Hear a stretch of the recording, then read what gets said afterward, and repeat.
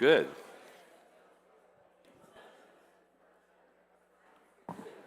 Well, good evening, everybody. Wow, thank you so much for coming. This is a great turnout. We were really praying about this, and I'm so glad. So what we're going to do, I'm Troy Freeman. I go to Calvary Chapel of Columbia. I'm a transplant from that godless communist state of California. As so many here are, I can't believe the number of transplants that we have actually at our church here. It's upwards of 60%? It's insane. So the Lord called, just real quickly, the Lord called my wife and I out here when our job was done in California. And one of the things that he put on both of our hearts was to get two things. In politics.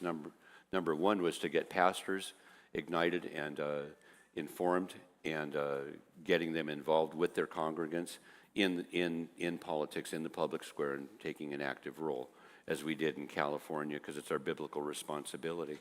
The next thing, too, is all the Californians, per se, know that they don't have a free ride when they come out here, and they're in the land of milk and honey and just sit on their proverbial bottoms and not get involved and really sound an alarm and get active, because the changes, as hopefully most of you know, if you're here tonight, you're informed, and I really commend you for taking the time. The winds of change are really changing in Maury County, and we saw it. Have been here for two and a half years, and most important thing is to have godly representation. Godly representation, because and I ask people that don't know, that don't understand. I say, well, who would you rather have represent you? Somebody that stands by a baseline, stands on the solid rock of God and the Bible, or somebody who's just listens to Oprah? I mean, honestly. So that's the main thing. Quite frankly, it is, isn't it? Or that's flavor of the wind. So anyway, enough about that. That's what we're doing, and I wanted to compliment and thank Pastor Tim Romero, who's the head pastor here at Calvary Chapel of Columbia, for stepping up, and I'm very, very proud of him. I'm extremely proud of that man. And hosting this, and also I want to thank Pastor Marty Shadone, right? I really am so proud and thankful that you put the word out at First Family Baptist also to come here. And we're hoping that we'll get other churches involved. It's very important. So with that, what I'm going to do is, and I wanted to thank Associate Pastor Mike Mondery for opening up the church and everything too. He's helped me out an awful lot. So what I'm going to do is I'm just going to acknowledge a few people.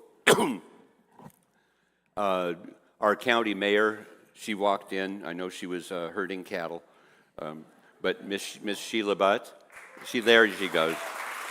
God bless. And also, I didn't know. I told him he had the night off because he's so busy, because he runs unopposed, and anybody that votes against Joey Hensley, I'll shoot. So. But Senator Joey Hensley is here. And Jerry Breidenbach, I don't know if Jerry made it. Did Jerry make it? Oh, that's okay. He's our Republican, Maury County Republican chairman. And then Chris Wilson. Where's Chris? There he is. Chris Wilson is, I'll tell you, he's hands behind getting everything organized with the Maury County Republican Party. And then number two, I want to thank all the candidates that came tonight. It's out of their busy schedule. The most important thing, as we know, is to have a well-informed public. And most people don't know. When you hear from like Chris Morris tonight, SEC chairman, I didn't know what the heck the guy did, honestly. And the school board candidates, it's very important. And those are the positions that are very important.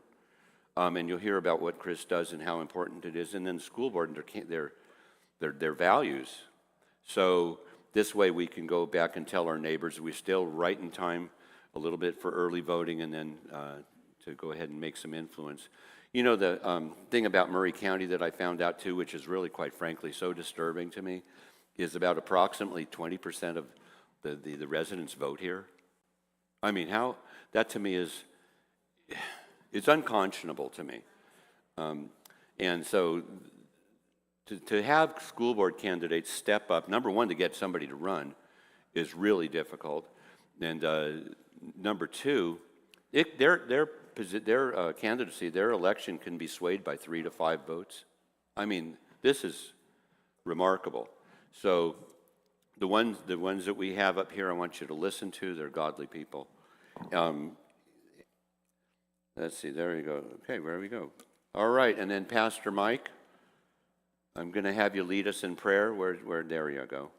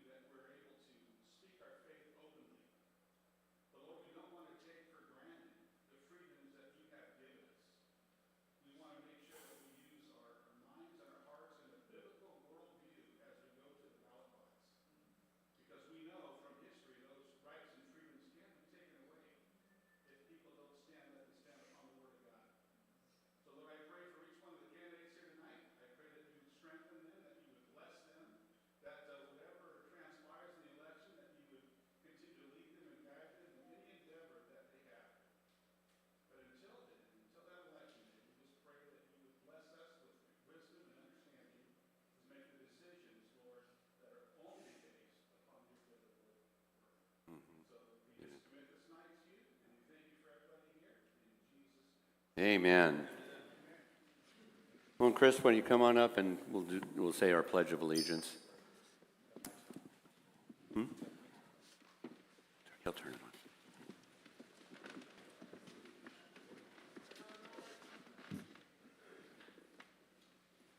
Ready? Should be on.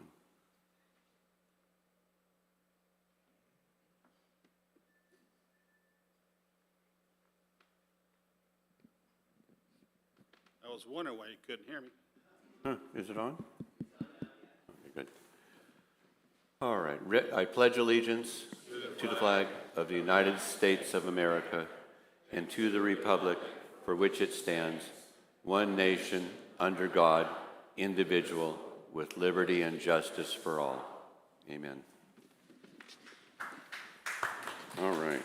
So here's how the evening's going to run. I'll go really quickly so that everybody knows.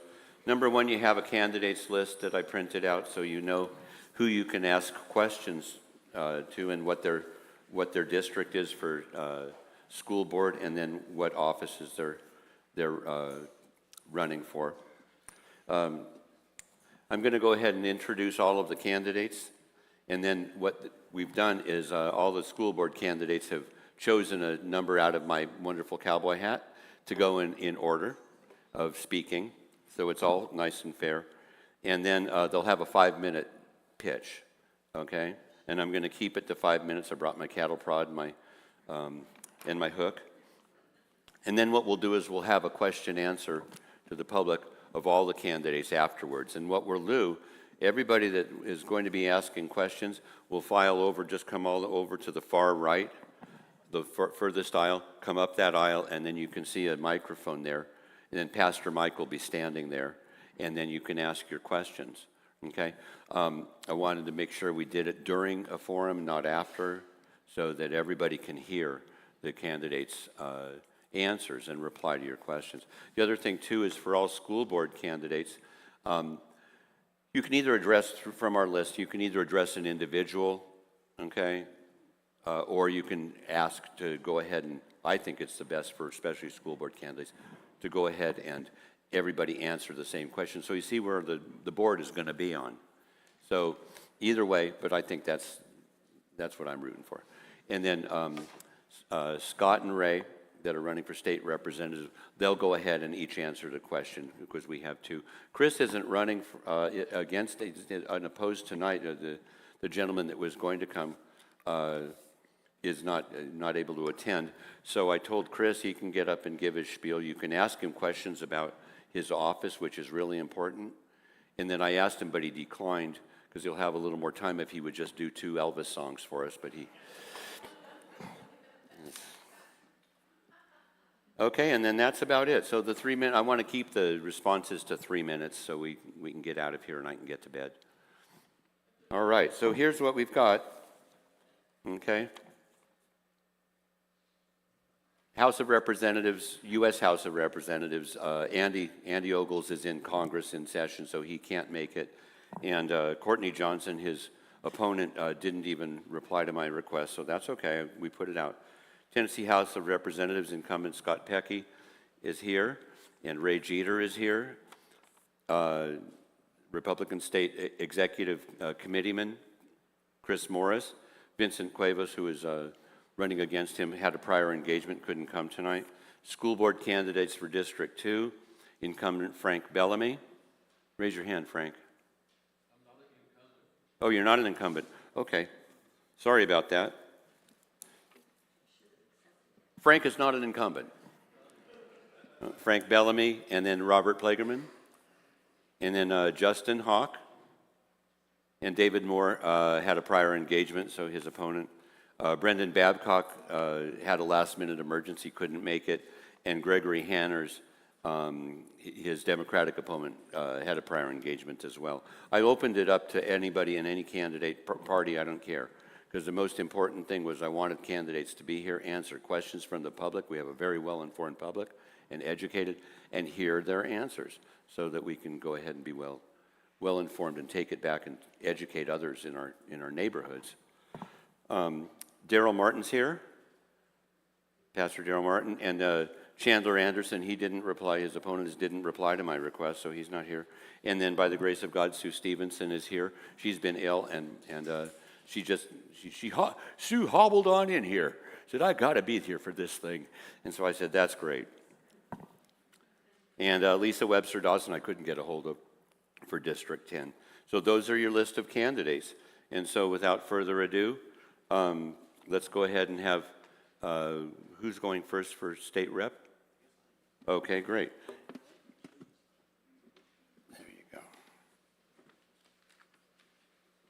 I guess he thinks I'm short. I don't know. How do we do this thing? Here we go. All right. Good evening. How are y'all doing? Hey, thank y'all for being here. I think it matters. It matters that you are informed, that when you go and cast that ballot, that you've had an opportunity to hear from your candidates. I've been out there at early voting since the day one. I could say until yesterday I've been there every second, but I've had to get my hair cut, so I missed about an hour. So, but I've enjoyed being out there, and one of the main things is I've been able to speak with the people of Maury County. That and knocking on doors. I've had a lot of folks come to my booth and just have some open, candid conversations about Maury County and the needs of Maury County. And so, and that's what I'm about. On my signs, you'll see it. My website's mauryfirst.com. My agenda here tonight is to represent Maury County. I don't plan to represent. I will never put a special interest group over people of Maury County. I was raised here. I lived here my whole life. I went to public school here. I went to private school here. I've been a part of Maury County. I love Maury County. And a lot of you know some of my family members. We've been here for a long time. But, you know, I'm excited about the opportunity to be able to represent you, represent your needs. Who am I? So I'm Ray Jeter. I'm running for State House Representative, District 64. Number one, I'm a Christian, born-again Christian. In fact, Northside Baptist Church pastor, Pastor John Rushing, led me to Christ at a very young age. And I'll never forget that day. That day changed my life forever. In fact, the other day I was reading Acts chapter 12. And if you read Acts chapter 12, it's a story. I'm sure we're a house full of church people here, so you're familiar with Acts chapter 12 and Peter being jailed. And he's sitting there and he's laying between two soldiers and he's waiting for his execution. And all of a sudden, the angel of the Lord appeared in that cell and lifted him up, clothed him, and put his feet on the ground and set him out. The Bible says they went out to the streets and gates just opened on their own. I was reading that story the other day. This is getting ridiculous. I was reading that story the other day, and it hit me. After decades of being a Christian, it hit me. That's my testimony. You know, I laid in squalor. If you all knew my history and where I came from, you would understand what I'm saying. And the Lord literally came into my darkest hour and saved my soul, set me on solid ground. And ever since that day, and I can't but just speak the praise of the Lord Jesus Christ, doors have opened up for me. Opportunities have opened up for me. And I hope, I didn't realize 5 minutes could go that fast, but I hope that I have the opportunity to represent you all and take that passion and that faith to the State House. Because I believe that we ought to be principled. I believe that we ought to put the people of this district first. And let me give you an example. There's an old saying, I say it all the time. I run a business with over 100 employees. And sometimes I have to bring some people in and I have to remind them that the tail don't wag the dog. You all have heard that phrase, right? Well, guess what? Too many times our politicians forget who's the tail and who's the dog. Our politicians aren't the dog. The people of this county, the people who elected those politicians into office, they're the dog and we're the wag for you. When I go to the State House, I will represent you. I will advocate on your behalf. I will listen to your needs. I will listen to your concerns. And I will listen to understand how I can be a service to you. Politicians are supposed to be public servants. Everybody wants to talk about, Ray Jeter, go up there, I want you to be a leader. I may be a leader at the house, but when I come home, I'll be a servant. And when you call, I'll pick up the phone. And when you need help, if I can't help you, I will point you in the right direction. Because that's what public servants, that's what politicians are supposed to be. Our founding fathers created our government in such a way, and God bless them for doing what they did because we live in the greatest country in the world. But representative government is supposed to be just that. We're supposed to represent the people of our districts, the people who have elected us. We're not to go up there and push our own agenda or build a career for ourselves. We're not to do that. We are to represent the people that have elected us. And if our politicians aren't doing that, then they need to go home. Bottom line. Bottom line. And that's why I'm running. I'm running so I can advocate for you and I can fight for you and I can do so from a Christian faith. To end this real quick, because I got 20 seconds, I'm also a husband. I'm a father. Believe it or not, I'm a grandfather. I smile from ear to ear because I love them kids. I got a grandson, an adopted foster granddaughter, and I got another granddaughter on the way. And I want Maury County to be a place that they can be proud of. And that when they're old, I can rest assured that they're not going to move to some other state because they love this county as much as I do. Thank you. Great. Thank you, Ray. Good job, good job. Scott Sapecki?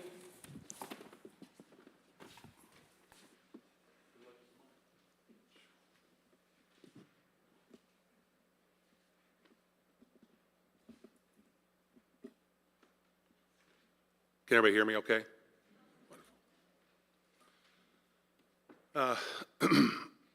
My name is Scott Sapecki. Some of you know me for a long time. Some of you have just met me. I've been your state representative in the General Assembly for the last 6 years. I too have been on the wave line, and the conversations I've had are very encouraging to me.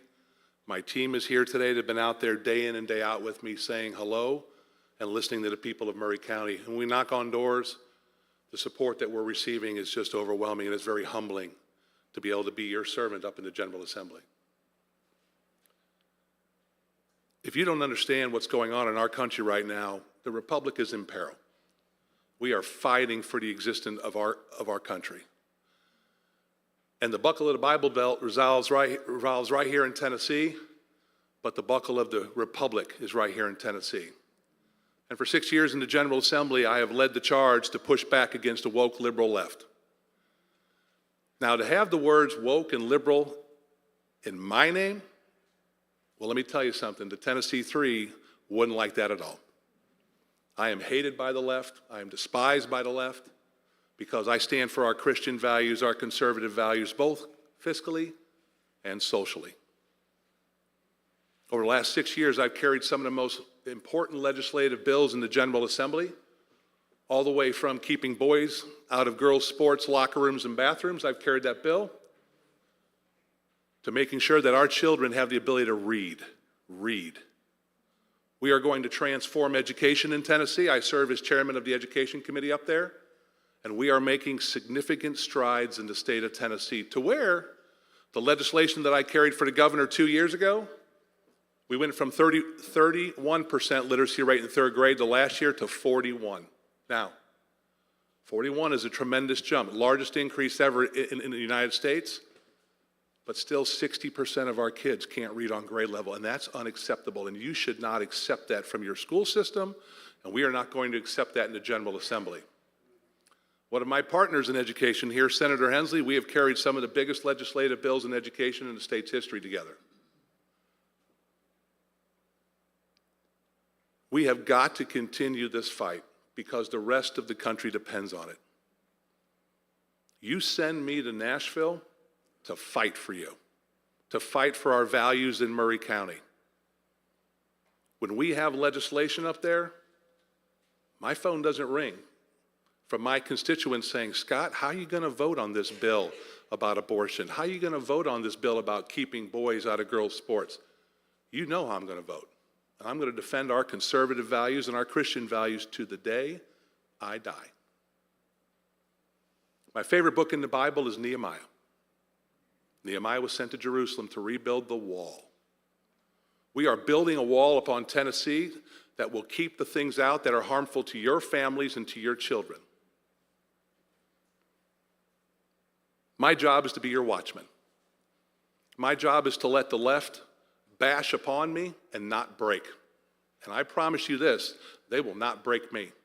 And we will keep Tennessee exactly how it is, conservative both fiscally and socially. I will fight to the day I die for you. I carried a bill from Maury County to protect the Duck River. Every bill that I've been asked to carry from my county commission in my cities, we have carried and we have passed in the General Assembly. To the fact that we just passed,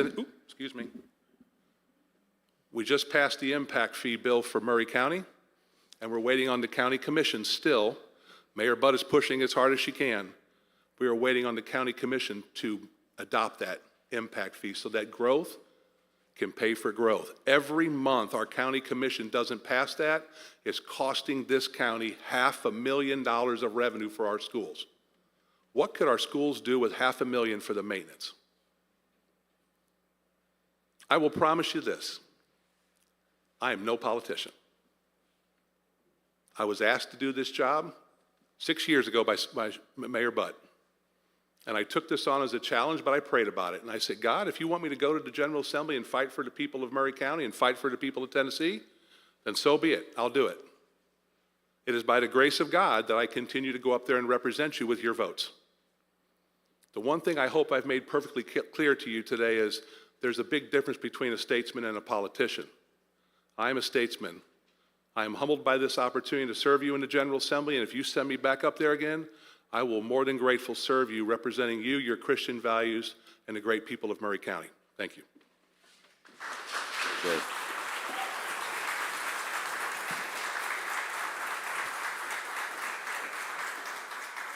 Chris Morris.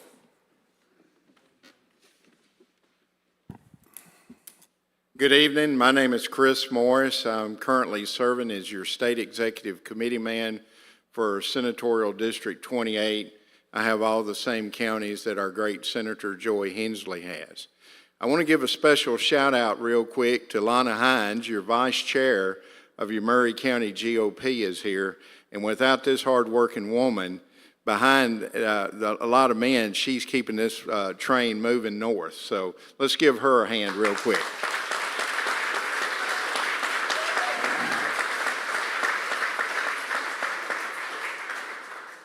I also want to thank the people of this congregation for hosting this event, and I understand another church is involved. You know, politics and church have to get together. And, you know, a lot of people want to say separation of church and state. Well, our forefathers would be rolling, or, you know, the old cliche, rolling in their grave because we're not doing what they anticipated on us doing. I consider myself first a Christian, second a constitutionalist, and third a conservative. And I'm proud to serve this area because I say this time and time again. Senator Hensley and I bump into each other almost in every county, at every county party meeting, and we're blessed. Southern Middle Tennessee has the most true conservatism of any part of this great state. So you all need to give yourself a hand. But I want to spend the remainder of my time. A lot of folks don't understand what the State Executive Committee does. There are 66 of us, 33 men, 33 women. There are 2 from each senatorial district. I have the pleasure of serving with Angie McClanahan as my committee woman, and she does an excellent job. We have pushed a lot of good things in less than 2 years. I was appointed to fill a position that was unfilled in the general election in 2022. I was appointed in December of 22 to the State Executive Committee. I'm a former county commissioner in Giles County. I have served on the County Election Commission in Giles and several other boards there in the county. And so my political roots go back to '98. So I am deep-seated in politics and for the love of my country. This position that I currently serve pays absolutely $0. So I do it for the love of my party and the love of my state and the love of my people that I represent. But one of the things that we do, we set the Republican bylaws for the great state of Tennessee. We are the ones that are in charge of developing the rules and the regulations. Granted, there's some of the rules that need to be fixed. There's some rules that need to be added. There's some rules that need to be done away with. So we've got all of the above. But one of the things that I'm working on very hard and year in and year out for 2 years is closing the primaries in this great state. These primaries have got to be closed. And with our House, there are 99 House members, and 75 of those House members have an R behind their name. But there's some of them that sure don't act like it. And they need to be called out. Just like I was proud of Representative Todd Warner in District 92, who called that lieutenant governor out for what he did. It's an utter disgrace. He needs to resign. I did the same thing on the State Executive Committee until I was squashed. So you get silenced quick because they worry about the big donors. I'm worried about doing what's Christian and conservative. Nothing else matters. If you do the right thing, you don't have to worry about doing the wrong thing. But one of the things that we work very hard on, I am a true believer in bona fide Republicans, and I'll fight to that to the day that they take me out. And I think we need to know what is representing us in Nashville. That's what you got to have, is true conservatism. And it shows when you don't have it. And it's very upsetting. But one of the things that we did, I know to be bona fide, you got to be 3 out of 4. But in January, we passed where if you ever voted as a darn Democrat in any of those 4 statewide primaries, you automatically lose your bonification. You're non-bona fide anymore. So a lot of people got, and especially in this county, kind of got upset because we removed one from the ballot against Senator Hensley. But he did have I appreciate you patting me on the back, but the hook. So thank you, and I appreciate you.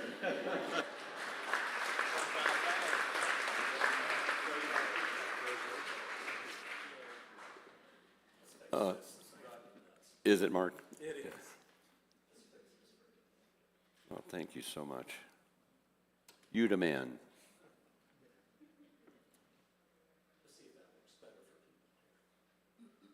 Great, thank you. All right, so for state school board, what I did was they all drew a number, so they'll come on up and introduce themselves.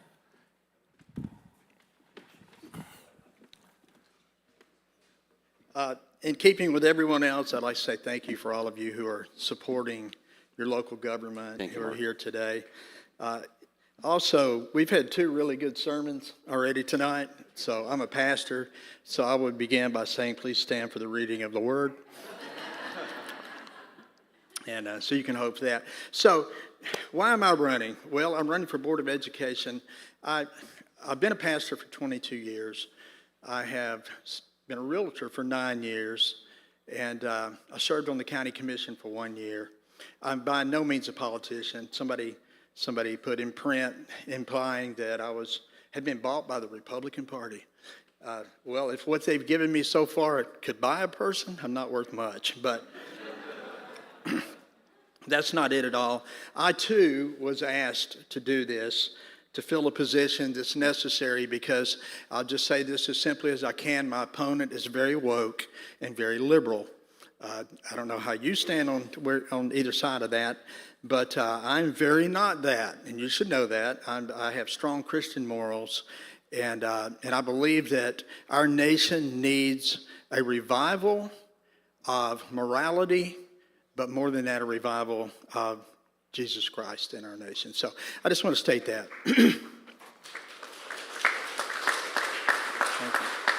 So why am I doing this? I have 59 minutes left. Very simply put, and this may sound redundant or something that I should say, but it's absolutely the truth. It's all about our kids. Our children are the future of our nation, and it goes without saying. But our country is being flushed down the toilet right now. If we don't step in and save this generation, it may be the last generation for this nation as we've known it. Socialism, wokeism, all of the nonsense, what they've done to our students in universities, they're wanting to do to our children in preschool and elementary school now, and it's got to be stopped. I know that's not the job of the board, but whatever I can do as a board member, you can know that I'm going to stand for conservatism and for Christian morality. That's going to be number one at the top of my thing. Now, I know that's not the job, but it's in the job, and it needs to be held within that. So my interest is in holding firm to the things that I've been set in place to do, that have already been set in place and are working well, while implementing new policy for improving the education of our children. While there are a host of issues that we could address this evening, my number one concern is to see to it that Maury County produces the most well-rounded, high-ranking students in the state of Tennessee. And there should be no reason that we can't achieve this goal if we have the right leadership in place to do it. So that's going to involve, as my biggest concerns, and ours, I think, is education leaders, would be quality of education, and that is safety for our teachers and our staff. It's got to start there, safety for our children. The schools have got to be safe zones because that's disturbing to our children and our parents. We want a free from political agenda education system. We want one that sets the course for each child to choose their own destiny. Putting phonics back in grade school, restoring third grade retention laws, making reading a priority all along the way from K through 12th grade. Reading has to be a priority. And our number one goal must be to assure that all kids learn at grade level. We've got to do that.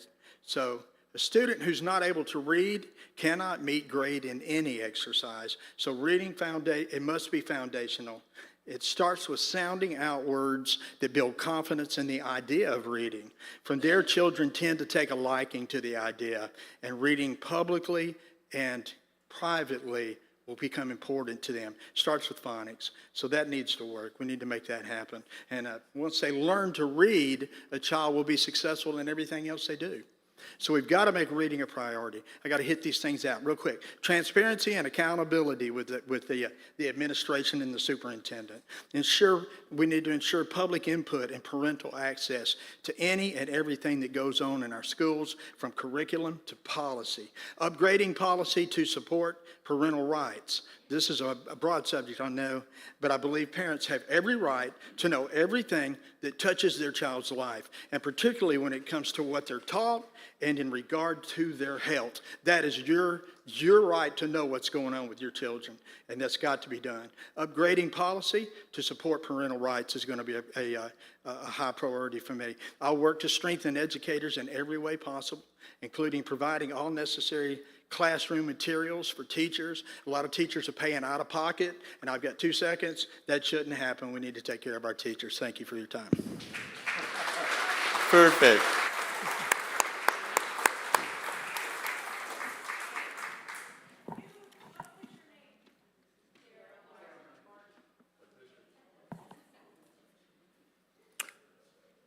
Good evening, and I also would like to thank everybody at this church and for being here and sponsoring this. We had a similar thing at Columbia State a couple of weeks ago. I couldn't see there either because of the light, but I'm assuming there's a bunch of people out there somewhere. I can just say ditto to what Darrell said. We're all, I think, pretty much on the same page. I am running because, as Pastor Troy said, the amount of people who vote in this county is ridiculously low, and even worse than that, often, is the amount of people that you can talk into running for any kind of office. I have never held an office before other than serving a year as a county commissioner. I was appointed to take the place of somebody who had moved out of district. But I have always had an interest in education. I spent 39 years in education. I started going to the board meetings this spring and have been to almost all the work sessions and the Board of Education meetings. When I found out that my District 2 representative, Betty Kinzer, was retiring and was not going to be there anymore, and a former student of mine, Marlena Irvin, was not running for re-election, my little mind said, I don't think there's any more educators or former educators on this board, and I think that might ought to be something important. I grew up in Upper East Tennessee, a little town called Bluntville, between Bristol and Kingsport. It wasn't really much of a town. Went to college in Bristol, to a private Christian church school. Met a girl from Mount Pleasant there who showed up my sophomore year, and she brought me down here. So that's why I'm here. I've been here since the summer of 1970. I started teaching at Columbia Military Academy in 1970 and stayed there until 1980 when I went to Santa Fe, and I was at Santa Fe for 27 years. Taught a couple of years while I was waiting on her to get out of college in a little town called Abingdon, Virginia, just across the line from Bristol. I've had a lot of experiences as in both public and private school. At CMA, we had a dormitory to take care of. I taught middle school math. I was principal of the junior school, which is what we call middle school now, and I added elementary grades. I was director of admissions. I started the kindergarten program at that CA still has and is famous for. Drove the bus to ball games, helped with coaching. Just mowed every blade of grass on the whole campus. When I went to Santa Fe, I went as a teacher. My only certification I had at that time was as a high school guidance counselor. I have a bachelor's in psychology and a master's in education and guidance and counseling and another 30-plus hours mostly in psychology. And then I added elementary teaching and elementary counseling. We used to have a program called the Career Ladder, and I somehow, by the grace of God, made it to the Career Ladder Level 3, which is as high as you can go. I was athletic director the last several years I was there. I taught middle school. I was a guidance counselor for both divisions. I don't want to criticize the program that we have now in Maury County. I think great strides have been made. I think there's too much emphasis that is given to testing and test scores, and I've been a test coordinator. Way too much emphasis. And too many people want to be above average, and statistically, according to my graduate school statistics class, everybody can't be above average. But we need to make school so that it is not just attractive, but possible to have class without unruly students, and we can all learn that way. Thanks. All right.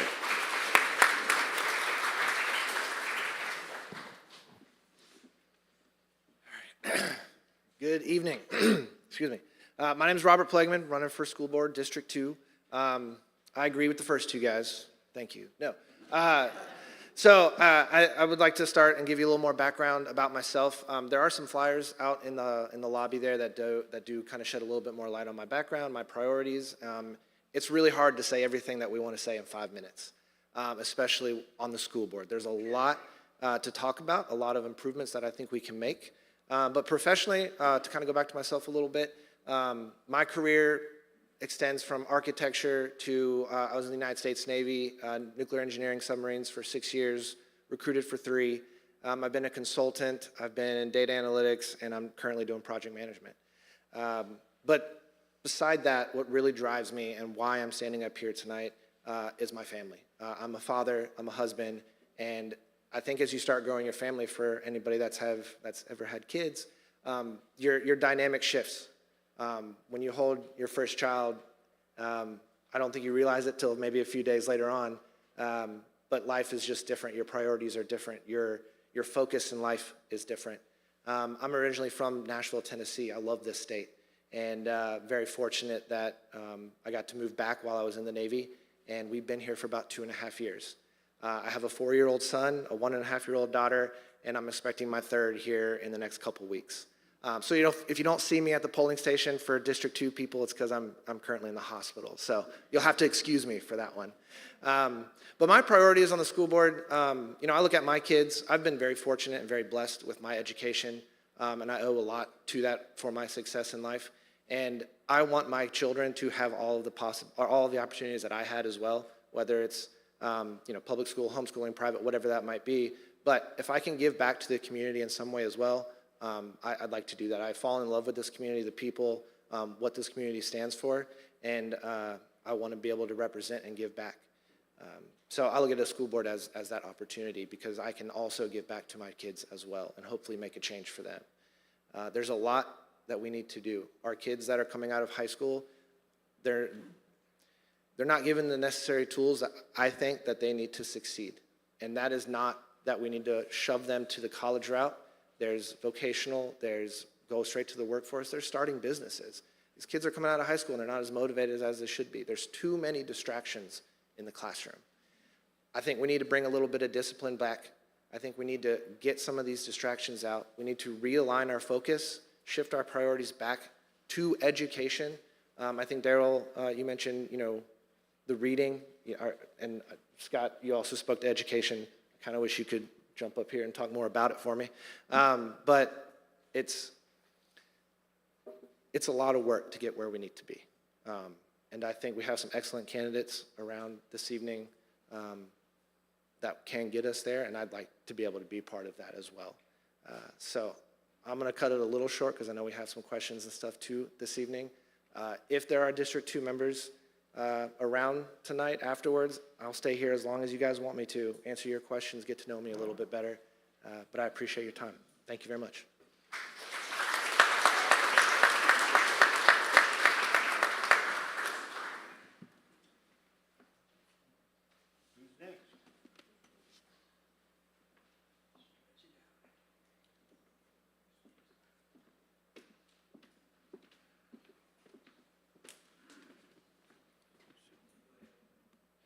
I'm not trying to scam anybody. If I'm on a level, flat surface with no rocks or stones, I can walk without the cane. So.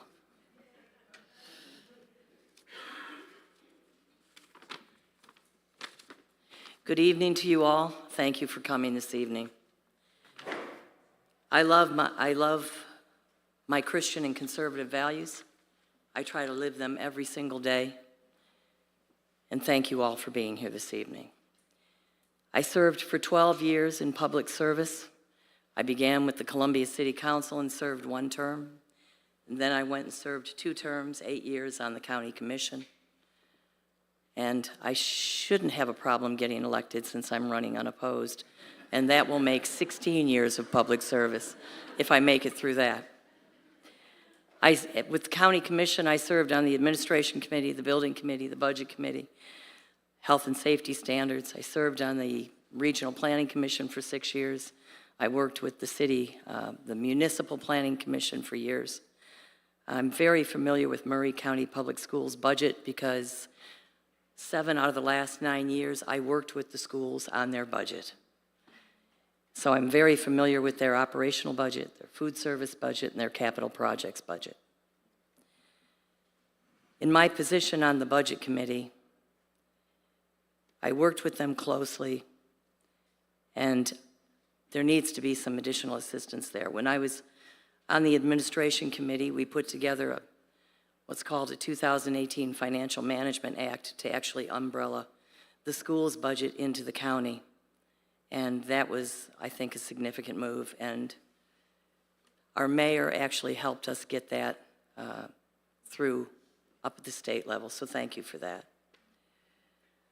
I'm also a certified and licensed educator. And in a previous life, I was a medical social worker and a director of education and an intervention specialist with both the Illinois Department of Public Health and the Tennessee Department of Health. I also have an undergraduate degree in education. In terms of the priorities that I think are important, my top priority is student academic and testing performance. That has got to change, that has got to turn around. You know, the school board and the school administrators do a 5-year capital projects plan every year, and they revisit that plan every year and rework it and revise it. Well, I think we need a plan for student academic and testing performance. I think that's a lot more important right now than the capital projects. That's my top priority. Secondly, we have school facilities that have been neglected. I'm not focused so much on capital projects. I know some will be needed. But right now, I would like to focus system-wide on all the school buildings, have another facilities assessment done, similar to the one that was done back in 2015 and 16, and start repairing and doing maintenance and revisions, renovations, and additions on the buildings that we already have and take care of them. In terms of policy and procedures, the last school board meeting, they had 26 policies to review.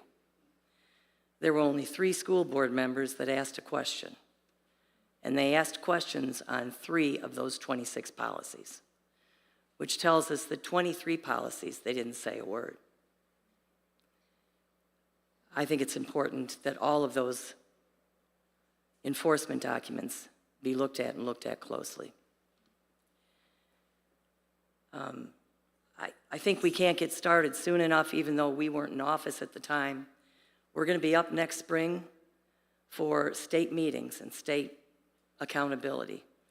We've got to prepare for that, even though we weren't involved in what happened the last school year. And I don't think it's any too early to start working on that now, because we have to be prepared and we have to answer. We have to be accountable.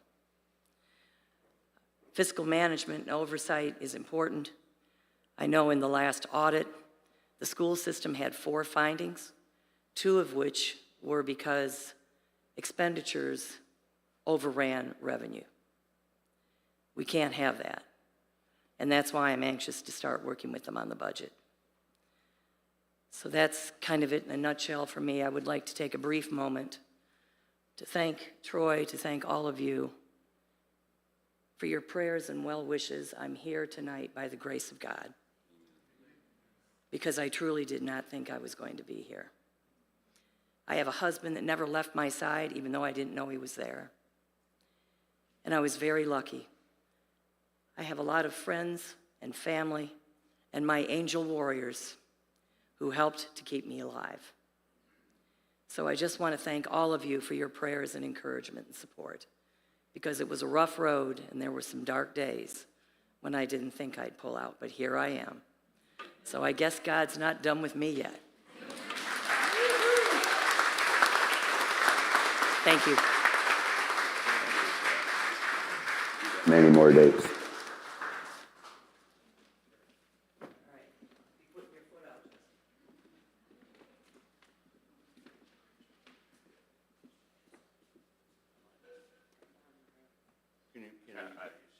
Oh, yeah, absolutely.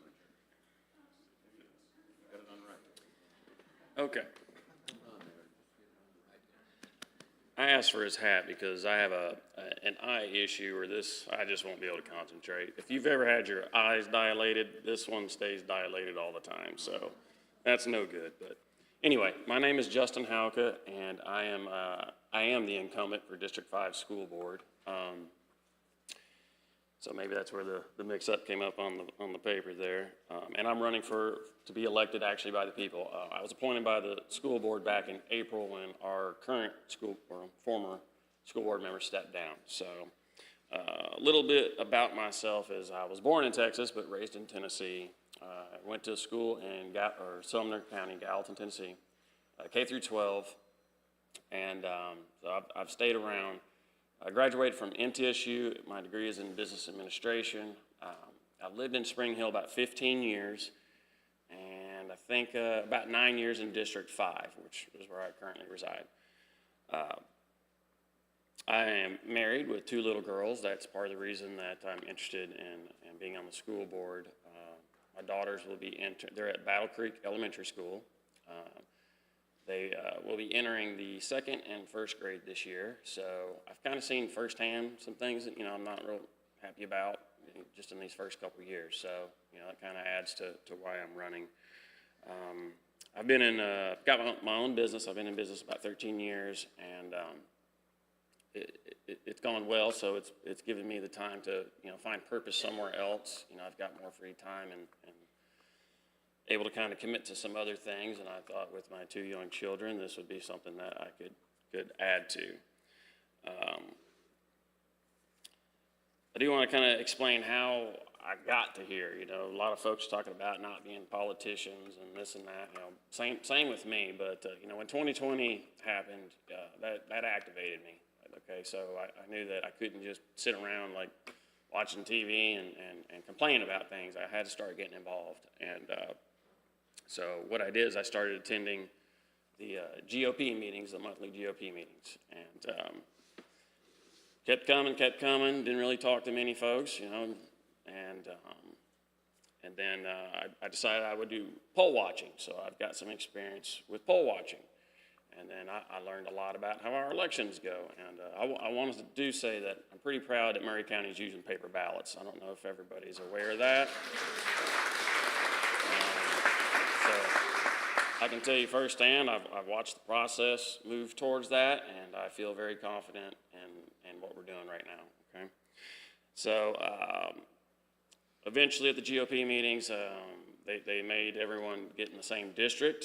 That's probably the only reason I'm up here. If that wouldn't have happened, I doubt I would have spoken to anybody or been asked to do this, but the GOP decided they wanted a district captain, and I got pushed into it. I mean, I didn't even have a choice, and then one thing led to another, and now I got appointed by the, as mentioned, the county commissioners by a vote of 12-7 to fill the seat back in April.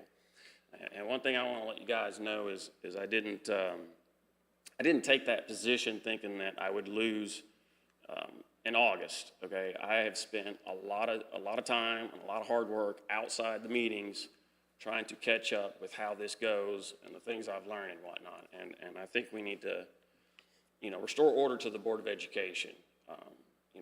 People need to remember that the Board of Education makes the policy, right? And it's up to the superintendent to implement it. And, there's things I I've learned in the last 3 months that I know that we need to work together to fix. One thing, I don't know if anybody really mentioned, just consistency with policy. A cell phone is one thing. It's policy that cell phones are to be turned off at school. And not buzzing in the backpack or anything like that. That's an infraction, okay? And I agree with that rule, okay? But I understand it's just loosely enforced. Some teachers enforce it, some don't.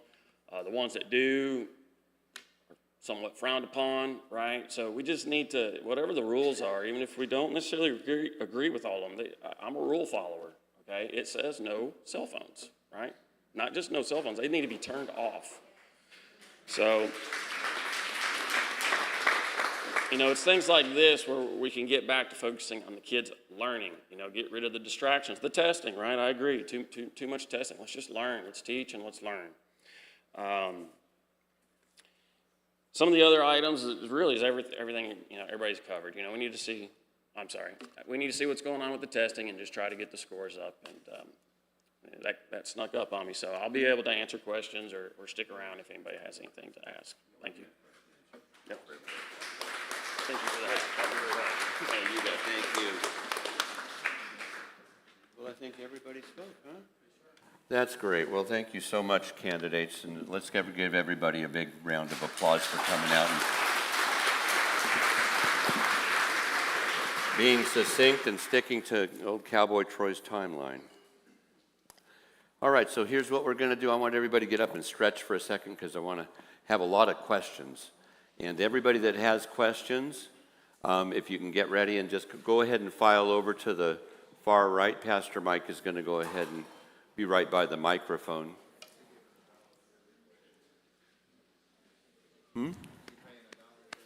Oh, that's right. You better, yeah, Chris Morris, he's got a great idea.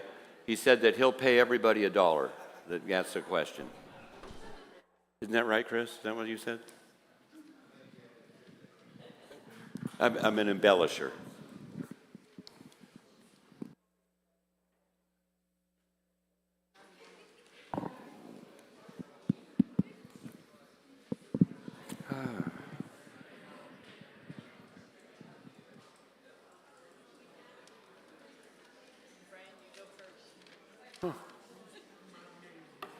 Well, I'm very surprised. There's nobody here that has questions? Are they getting up? There's Terry. Okay, good. Hold on, we're not going to start yet. They are on. They're on what? So when you go ahead, then the guy in the sound booth, they'll turn your mic on. So you can't spit or moan or. Oh, keep it on if it's on. Yeah, you can't switch those. Oh, I know. You got to stand up.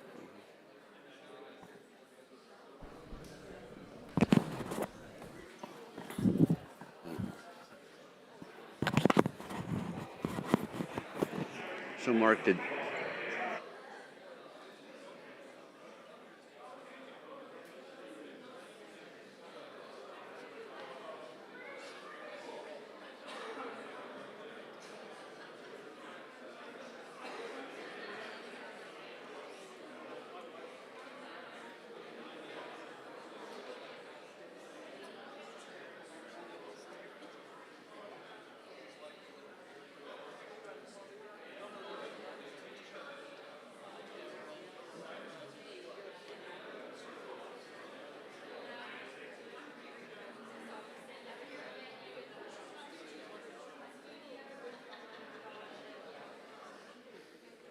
All right.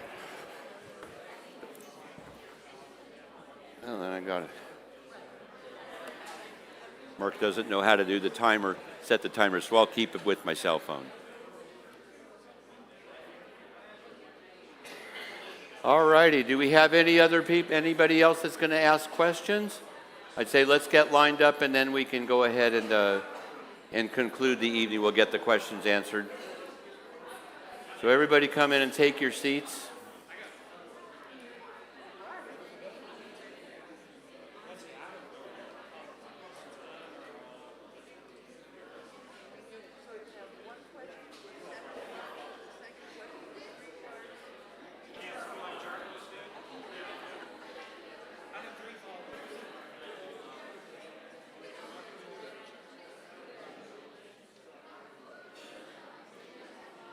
All righty, so we're going to get started now. Everybody take your seat.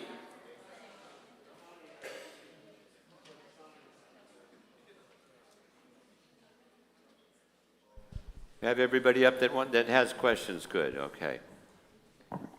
So what we're going to do is we're going to go ahead and Terry will start off with the questions, and then you'll address it, Terry, to either the state representatives or the school board or the SEC chairman, okay?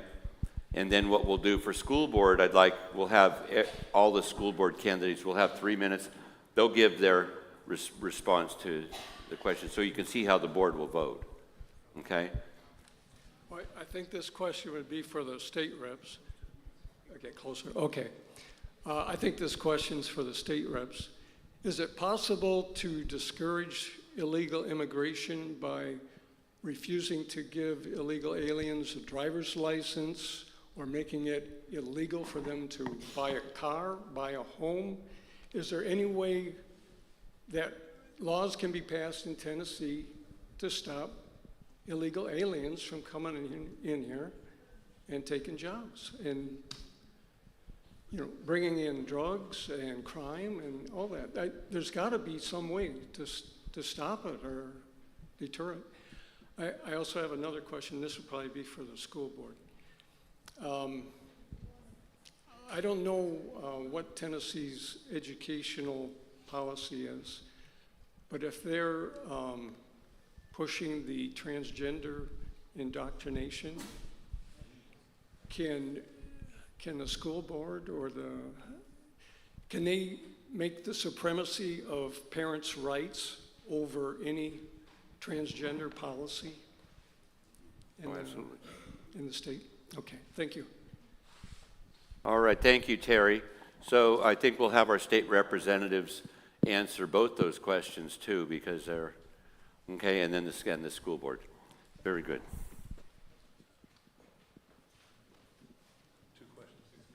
Two questions, 6 minutes.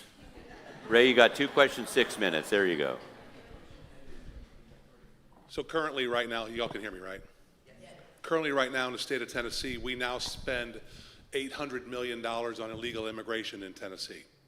$800 million. The border is not in Texas. The border is here in Tennessee. It's in our classrooms. If you're teachers, our English language learners have skyrocketed over the last 2 years, which is putting even more of a toll on our school system. The General Assembly, with Senator Hensley, he knows this, we have just added in the last 2 years 160 state troopers to Tennessee to combat illegal immigration. Their main focus, if you drive from here to Memphis, you can probably walk on the hoods of the state troopers' cars. We are pulling over everything we can coming out of Texas. We have found unprecedented amounts of fentanyl brought in by illegal immigration. We have found sex trafficking that is being implemented on our young people. We have a crisis. One of the ways to fix the crisis is voting for the right president. That's President Trump.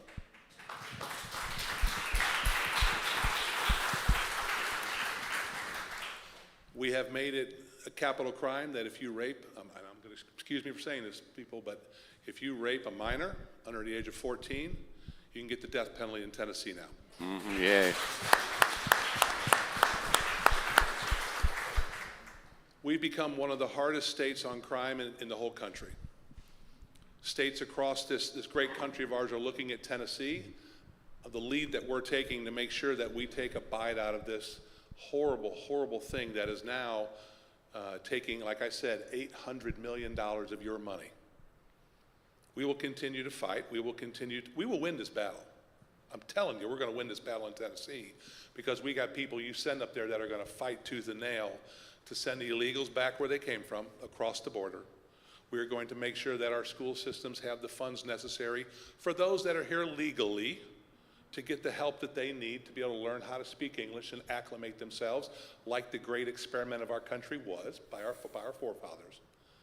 But we are going to draw a hard line in Tennessee going forward that, number one, if you are here illegally, we're going to try to cut off everything we can for you so that Tennessee is not an incentive state. 3 minutes.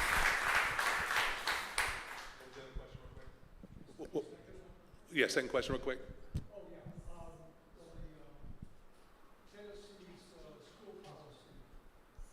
Oh, yes. Yes.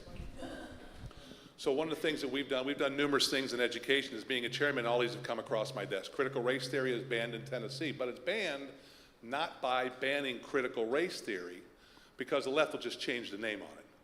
We've banned the tenets of critical race theory. So just because you're white doesn't mean you're a racist, and just because you're African American doesn't mean that you're going to be persecuted your whole life. We are not going to teach our children that garbage. Okay? We're going to teach our children that no matter where you come from, you can ascend to the highest levels if you want a government and be a state representative or a state senator or a congressman, right?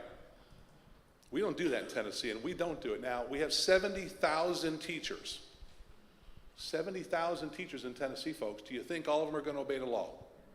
No, they're not. That's where it comes down to these school board members, that they have to make it perfectly clear that you're going to be not teaching these discriminatory things to our children. You're going to teach them how to read, how to write, and do arithmetic. That's what our schools are about. And in the General Assembly, what we've done for the last 6 years, if we've made it perfectly clear to the school systems, is that all of this garbage that's being pushed down our kids' throat is going away, and we're not doing it anymore. We were this close this year, and I know you've heard about the school choice bill that I carried for the governor, but the things we were going to do for public school would have transformed them to a point that we could have done the same thing that Iowa and Wisconsin did and springboard our school system to one of the best in the country.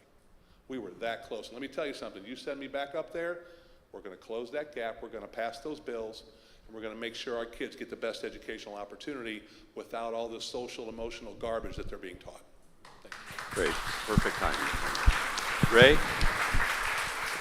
Well, I'm on a court here, so I'm going to stay seated. So I will say this, I'm good. I will say this, I agree with Representative Sapicki on immigration. I'm former law enforcement. I've served 12 years at Maury County Sheriff's Office. 6 of that 12 years, I was the chief deputy sheriff there, serving directly under Bucky Rowland. And I understand the impacts of illegal immigration in Maury County. I understand what that looks like. I understand what that feels like, especially as it relates to the jail and having to incarcerate those individuals and watching the county dollars just continue to flow to that. And I absolutely agree. We have got to do something. And I'm just going to say this. I'm not going to take up the whole 6 minutes, but I will say this.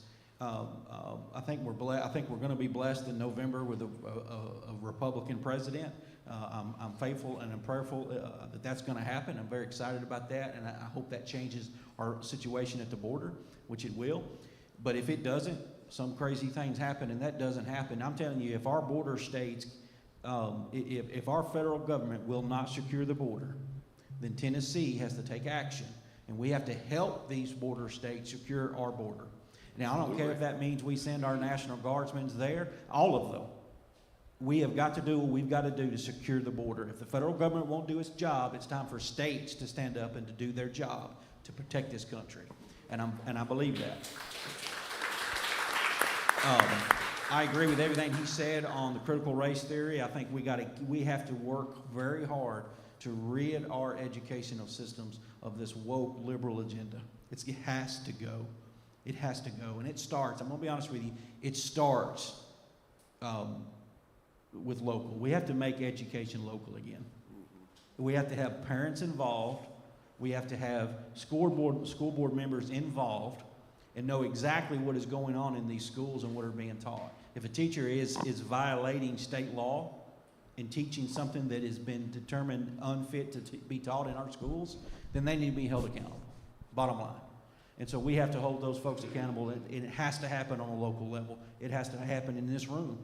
Parents, church members, Christians, you all need to be going to these school board members. You need to be listening and hearing what's being said and what's being taught. I'm a testament to that. My 10-year-old son comes home from a public school in this county, and he hands me a piece of paper. That piece of paper was the 7 pillars of Islam. Oh, crap. He was asked in a Maury County school to stand up and cite the first pillar of Islam. You know what the first pillar of Islam is? There is no God. There's only one God, and his name is Allah. My son, a born-again Christian, writes on the bottom of that piece of paper, there is no God but Jesus. Amen. And comes home and brings it to me. 10 years, I still have the piece of paper. I went to the school board and I spoke. And I said, this is absolutely insanity. That my child was asked to stand up and to say this in class. And we have to stop that. And it starts with every single person in this room getting involved. We can pass every law imaginable at the State House. But until you put your boots on and go downtown and go down here to one of these meetings and demand that we do not allow this to happen in our schools, it will not change.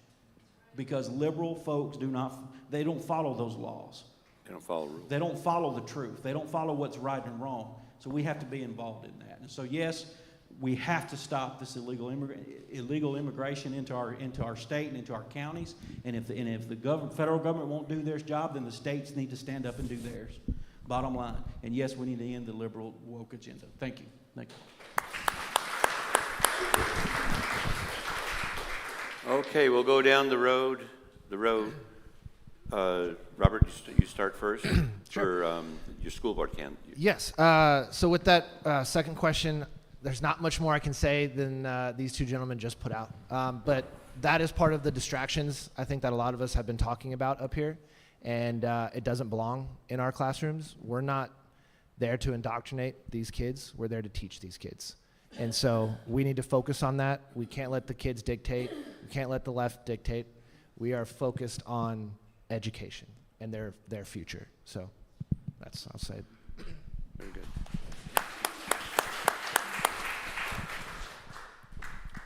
I agree with what everybody said so far. I'll just add one thing to it on the immigration. Every time the public schools are existing to attempt to educate everybody that lives in that county, in that district. Over the years, that has meant a lot of rule changes. If somebody moves in and they cannot speak English, that doesn't matter. They still got to go to school. That has cost millions of dollars, probably in Tennessee, maybe billions across the state, to add lots and lots of extra teachers to teach mostly Spanish, but other things in other parts of the state. I'm not against people moving. I'm against illegal people moving. And if you live in I'm pretty sure state law says if you are of school age and you live somewhere that has schools, you have to go. Even if you live in your car, that's another subject for another time, but we do have a lot of students in this county who live from pillar to post and live in tent encampments and live under the bridge and live in cars and things like that. But back on the original question, yes, the immigration catastrophe has a lot of tentacles that are hurting a lot of places. Thank you, Frank.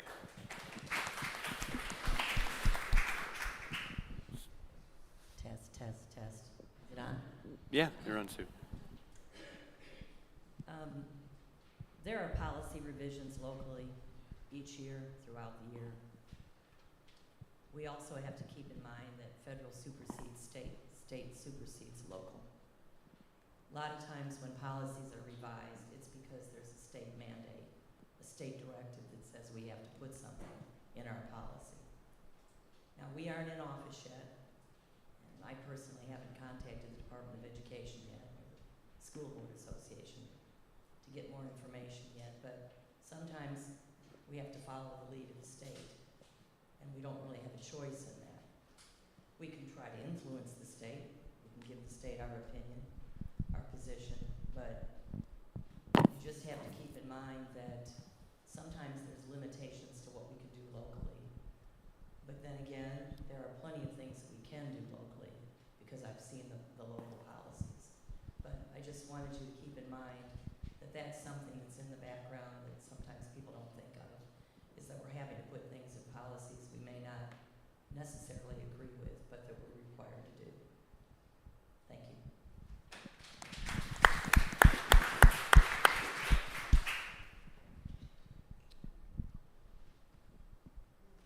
Don't get me started.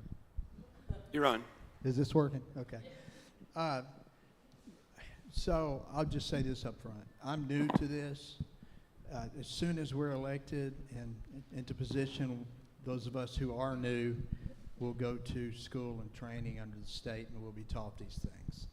So at that point, we'll know how to do what's in our heart to do. So that, I want to say that to preface that. But what I do know, or I do believe that we can do at this point, the level of my knowledge, is that we need to hold our superintendent accountable, to keep the teachers accountable, to teach the ABCs and stay off of anything political, whatever that is, to keep all of that, you know, every bit of it, out, the social, emotional, all of the agenda, keep all of that out of the school system.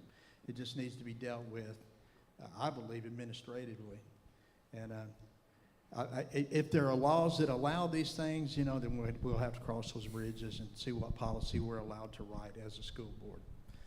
There's some things, as they've all shared, there's some things that are legislated down that we don't have any power to change. But there's a lot of liberties that we can take. And what I have been told is take those liberties. And then if there's pushback from the state, then you deal with that at that time. But this is our county. And we need to govern our people, our state. So that's the best I can answer. So. Very good.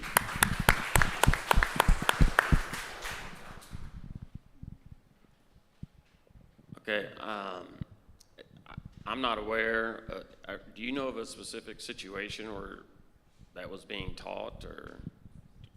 I don't know. I'm not familiar with state laws or state policy on education. I just heard a lot of things, you know, on the internet. I don't know what Tennessee's policy is concerning transgender. I'm not aware of any transgender indoctrination in the county. That's a good thing. Doesn't mean that a teacher hasn't brought it up or talked about it. I am not aware of any, you know, specific situation where this has happened. But I'd like to know about it, you know, if you do know. But what I will tell you guys is, you know, if we all get elected, if people aren't involved, then it's just adults sitting in a room arguing over stuff, right?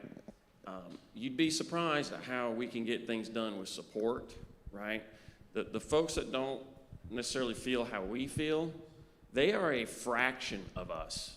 Mathematically, you know, TV and internet, it makes you think that it's 50-50-ish. It's not even close, right? But the problem is that tiny little fraction is infinitely louder than us, okay? And we need your help.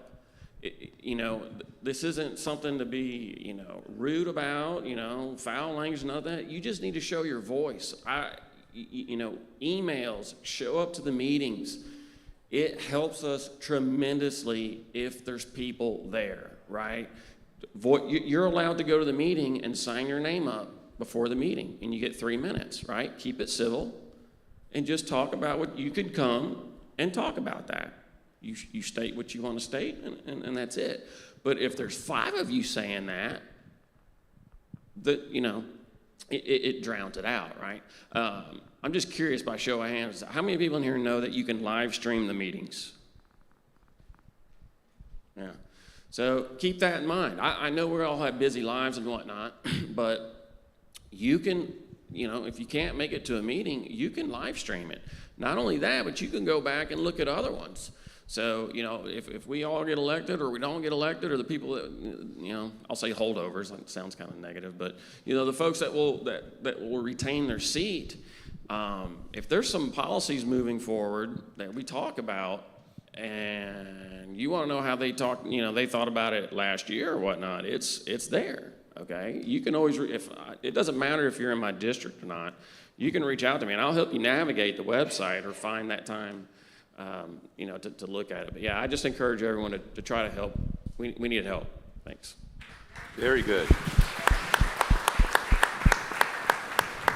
All right, well, we have another questions.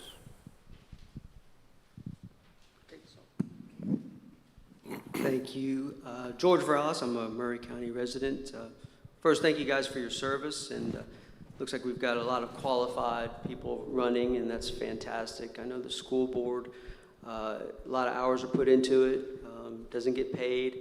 You can get a lot of criticism, so thank you all very much for your support. Thank you guys for State Representative Sapicki and contendant, Mr. Jeter, thank you for running again, or running and trying to better our state. I thank you for that. So I want to talk a little bit about prevention. This is going to be more of a rhetorical question because I know we could be here all night and there's other people that want to speak. And, prevention, just like with illegal immigration, all these problems we have with illegal immigration, it's about prevention. Secure the borders. It's simple. We've got the greatest military in the world and we can't secure our borders. Here, hold on, I'm gonna Yes. stop you for a second. Oh, we don't want a statement, all we want is a question. A question? Okay. Yeah, not a statement. All right, so the question is, my question is regarding drug prevention. I would like to see a very strong drug prevention program in the school system, starting in the elementary grade, and follow the student all the way through high school till they graduate. And the reason is because incarceration, about 95%, is from drug and drug abuse. Drugs start usually at a young age. Right now, the numbers are getting close to 50% of high schoolers before they graduate are going to use some form of illegal drug. Drugs today are very, very addictive. They can be one-hit addiction. They could be one-hit death. And the problem is growing and growing.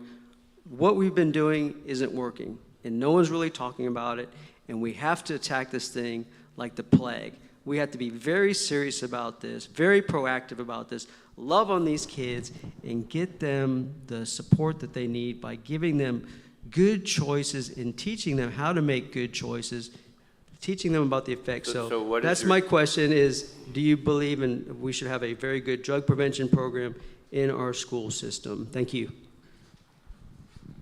I'd go for state first, so state representatives. All right, testing 1, 2, 3. Can you hear me? Okay.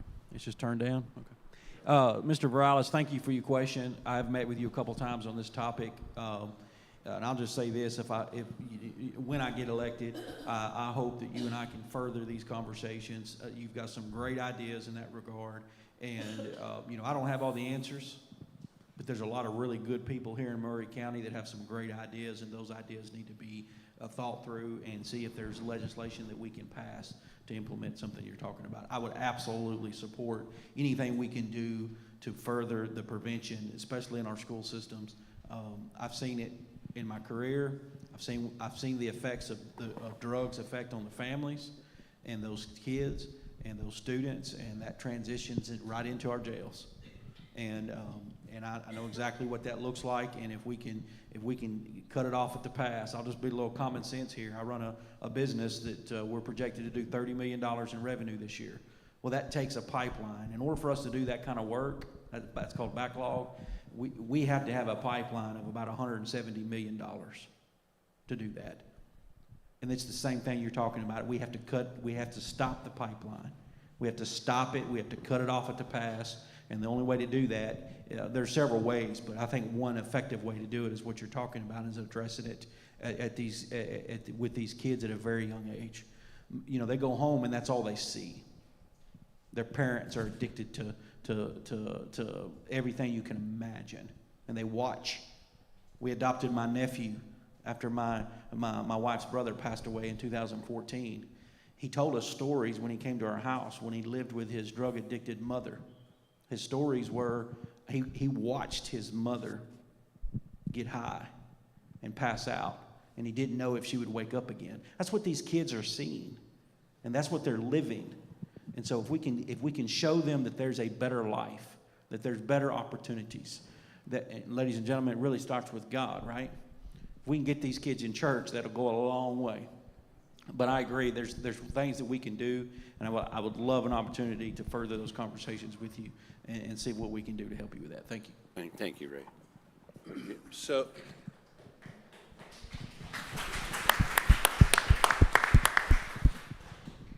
Mr. Vallis, you're right. We have to have a very bold drug prevention program in our K through 12 system. A lot of this stems from the destruction of the family. Men are not being fathers anymore. Women are doing the best they can, but without that father figure, these young boys and young girls are getting led astray. When they become at risk, the gangs that are in our public schools right here in Maury County, across our county, they grab these kids and they get them into that hook. The statistics show that children that are on an advanced level in education tend to make better decisions in life. When you have a 33% literacy rate in Maury County in elementary, you have a 27% literacy rate in middle school, and a 23% literacy rate in high school. It's contributing to the problem. We're not engaging our youth in a classroom. We're moving them through year after year after year, and we're putting out a product that's making bad decisions in life. I can give you the numbers right now. I can tell you this right now. At the General Assembly, we've appropriated $55 million to build a new penitentiary in Tennessee. We have to fix this. We have to make it so that Tennessee is not a place for the cartels to do business. We have to send a clear message that if you deal in drugs, especially to our youth, you are going to spend a long time behind bars. And when we do that, we will transform these opportunities we have with these kids from negative to positive. It's going to take the state, it's going to take the school boards, it's going to take the county commissions all being focused on eradicating this problem in our school systems. So, there you go. Thank you. What I'd like to do is have the school board go ahead and address it. So it is tough. School board, kind of like we just mentioned, a lot of things take place in the home, and it's hard as a school board member to have a lot of sway in that arena. I think what Scott mentioned about engagement with our students is huge, and really enforcing discipline, ownership, responsibility. I don't feel like those are getting taught, and these kids, they're kids. I mean, we all made mistakes when we were young. We all did some stupid things. But I agree, things are maybe a little bit more, I mean, with fentanyl and other drugs like that are horrible. Having policies or having programs that we can bring into the school system to help educate, engage the kids, having some strong policies to help maybe curb that as well, and really pushing the stronger values and morals with our kids as well. So there's a lot we can do, I think, to help curb that. I think it's going to take open communication throughout government departments, et cetera, to have a more well-rounded approach to this. I don't think it's a one-size-fits-all, or there's one answer that's going to solve that issue. So I hope, when I do get on school board, to have those conversations with you and other officials and see what we can do to help really stamp that down. So that's a great question. Thank you. Very good. Thank you. This is an amazingly, increasingly difficult problem.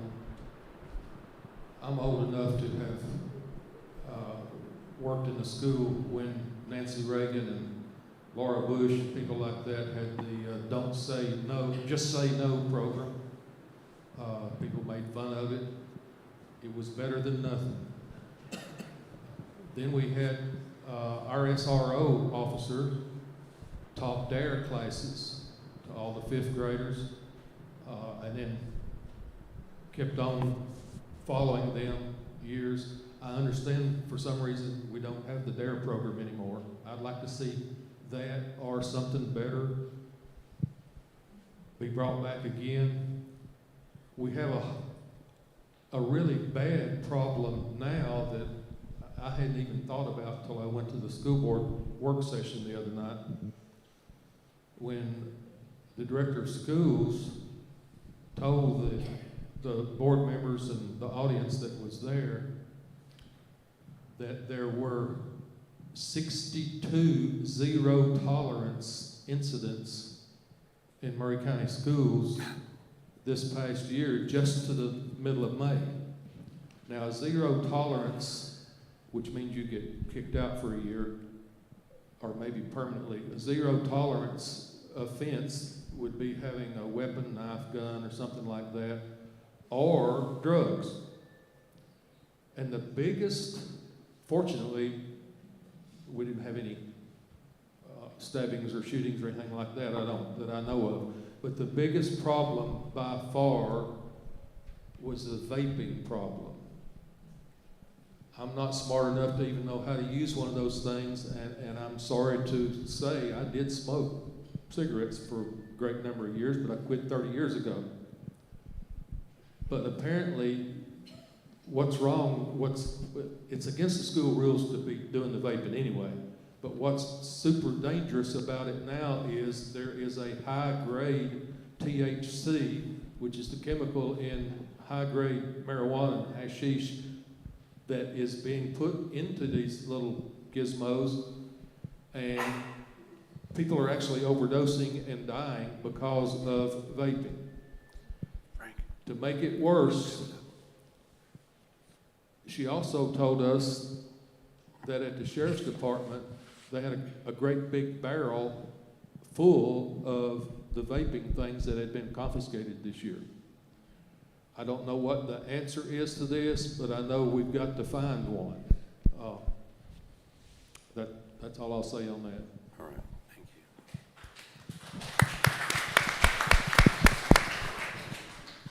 you.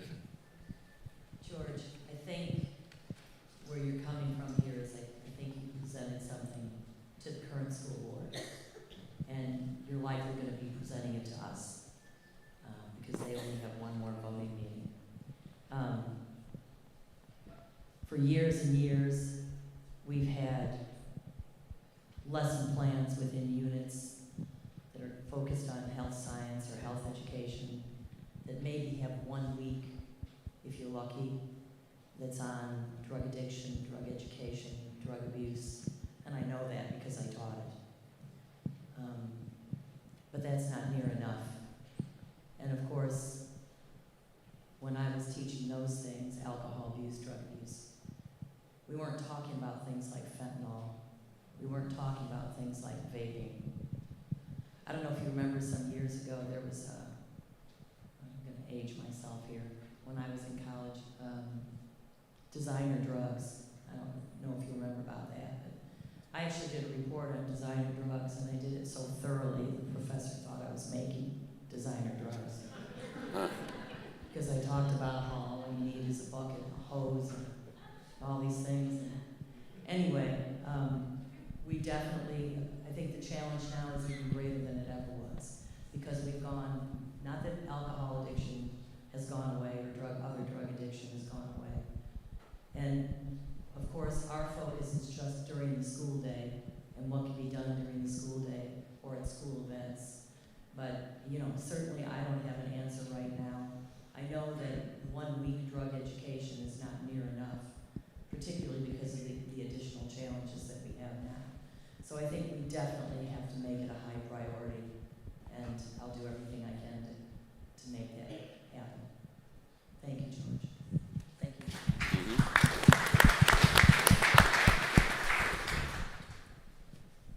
I was at the school board meeting as well, and I heard your presentation. I was very impressed with it.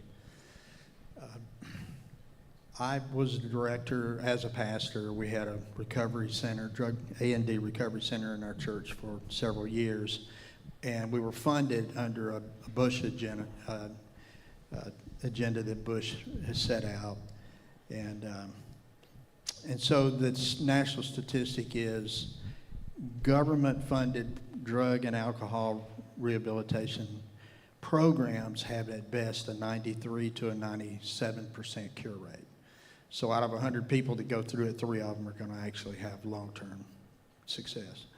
I think the problem is understanding drug addiction, that it's not something you do for fun once you're hooked. It's the dump of dopamine in the brain that the child or the person feels they can't live without ever again. So addressing it takes something that's obviously much bigger than we do.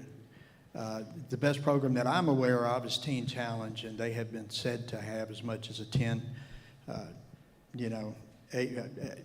80 to 90% cure rate for those who will stay the program for a minimum of a year. So it's isolating people from the community that they're involved in. It's getting them away from the drugs long enough that their brain chemicals can balance again. It's all the things that are involved, but it's more than that. It's putting a new set of values and teaching these kids purpose. And so as far as I heard at the meeting, I'm for what you're proposing. I think it would be a great thing. So. Thank you.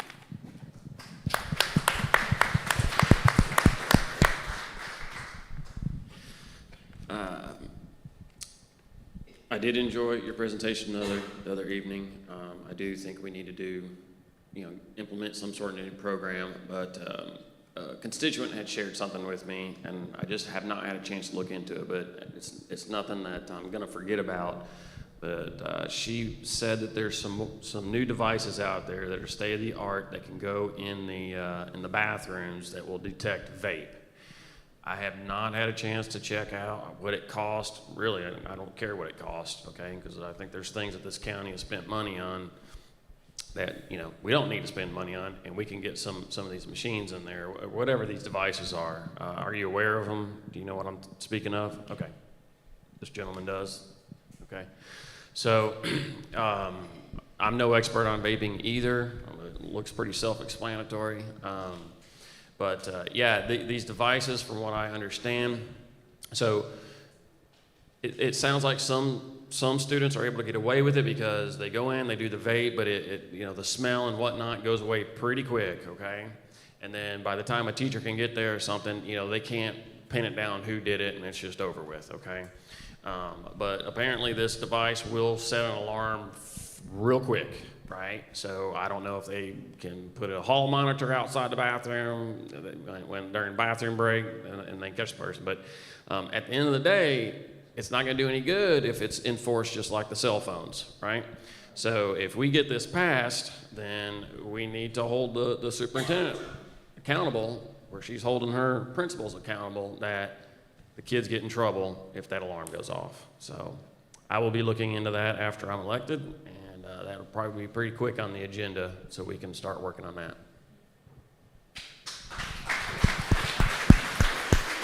Yes, Sue. Go ahead.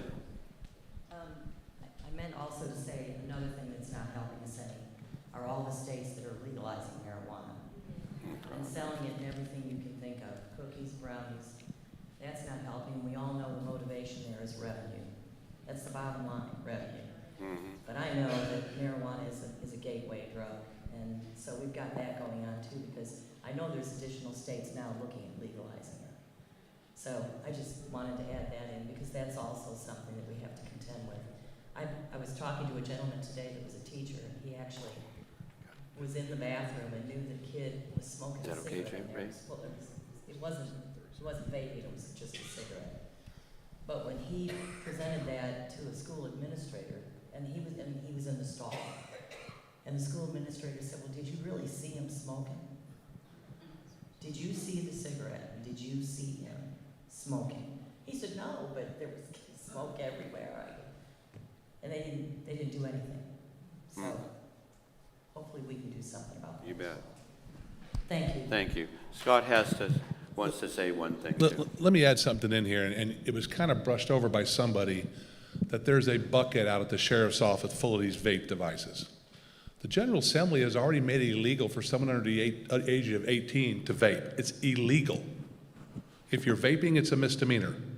If you have the THC where it's marijuana, it's a felony. If our law enforcement doesn't enforce the laws in the schools, how can the school board members, how can the teachers, how can the principals and the administrators hold these kids accountable when law enforcement is not going to hold them accountable? If you start to send a message to these kids that you will be prosecuted for a misdemeanor or a felony, then they'll stop doing it.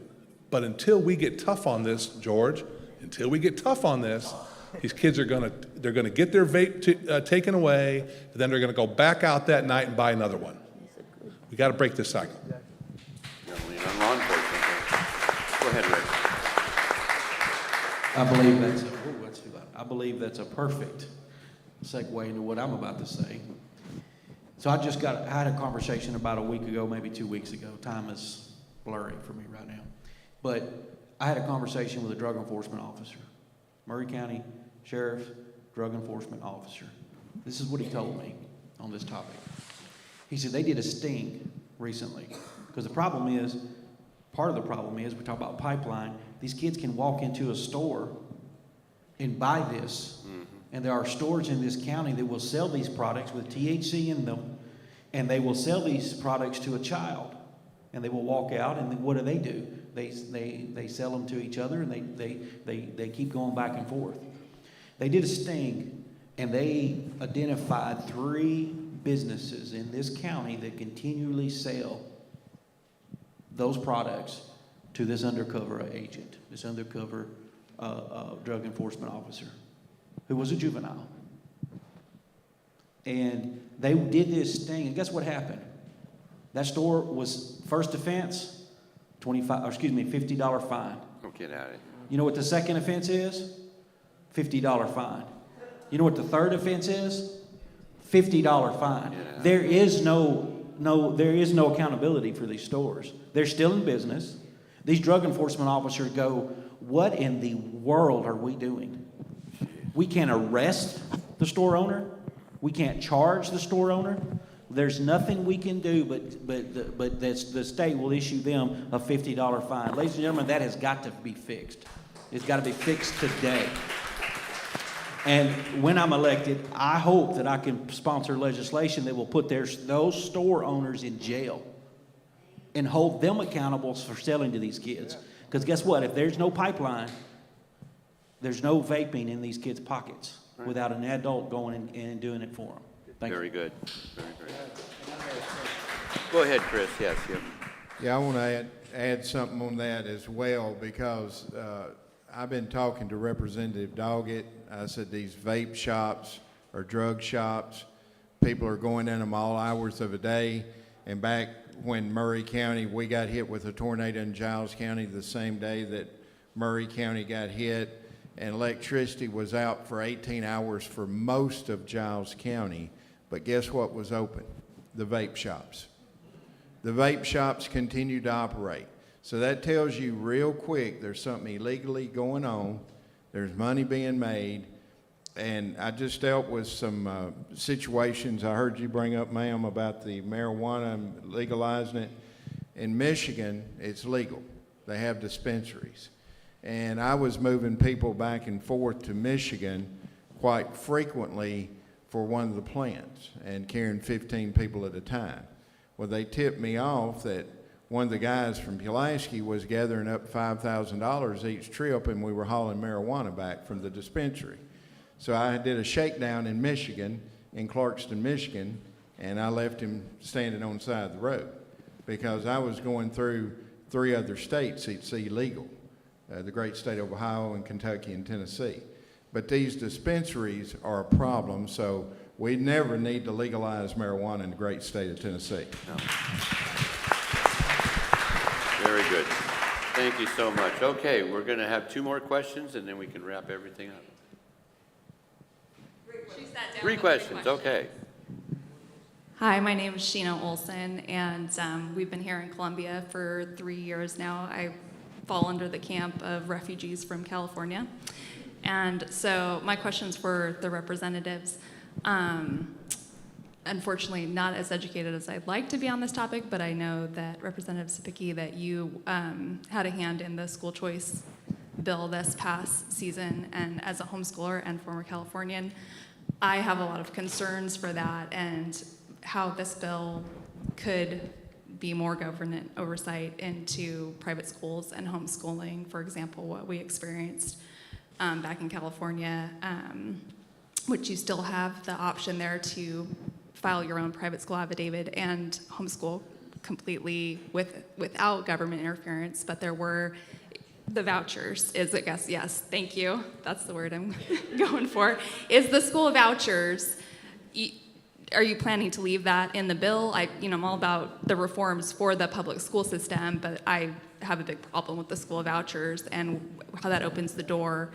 So we took advantage of that in California. Cost of living, it is our tax dollars. It's there, so we did it. But yes, it slowly was, are you complying with, medical things for your children? We couldn't teach or purchase Christian curriculum, those sorts of things. So I'd just like to hear what, when you go back, if you go back this year, kind of the tenets of that and your thoughts on that. And that's the same question too? Or? Hi, I have basically the same question. I'm Jana White, and I've enjoyed everything that y'all said. I've made notes. I'm a teacher. This is year 48 for me.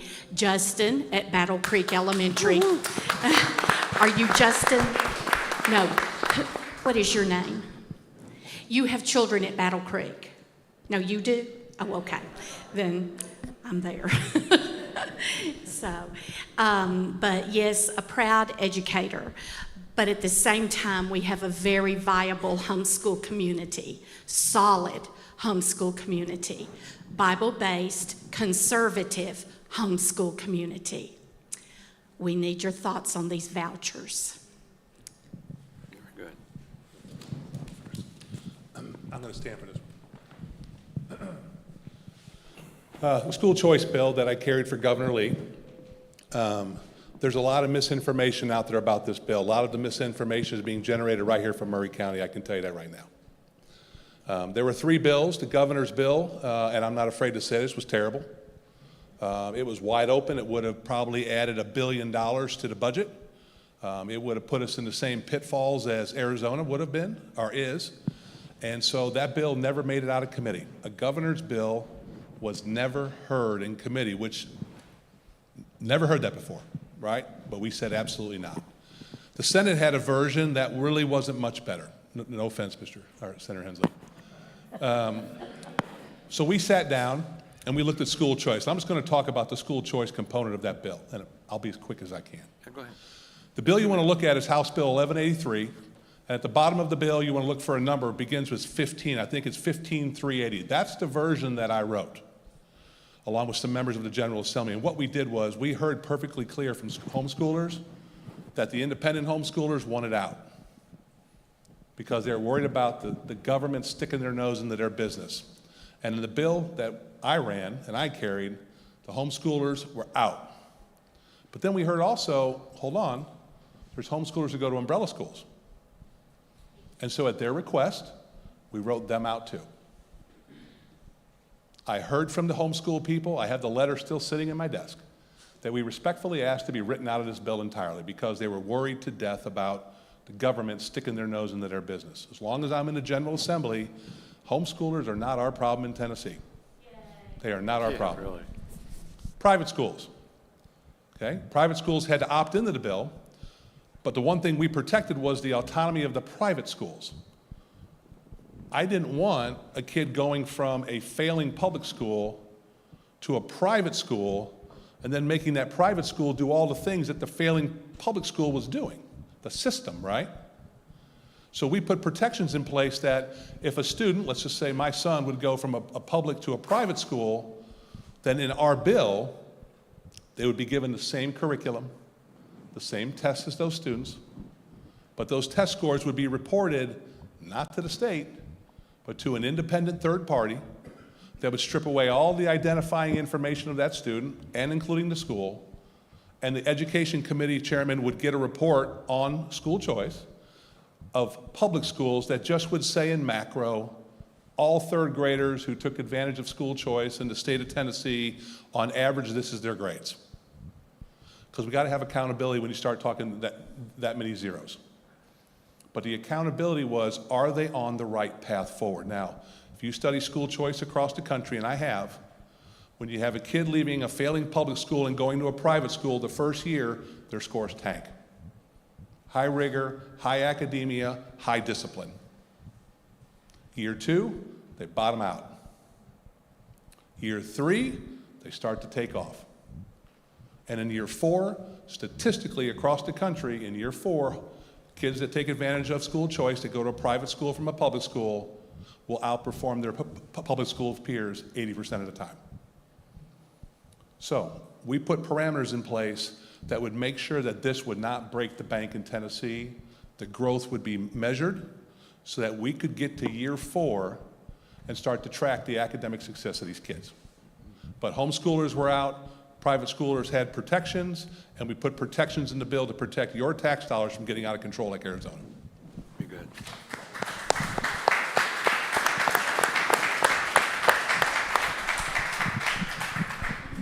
All right, I'm just going to say this. I am absolutely fundamentally for school choice. I'm a product of it. That's my wife calling.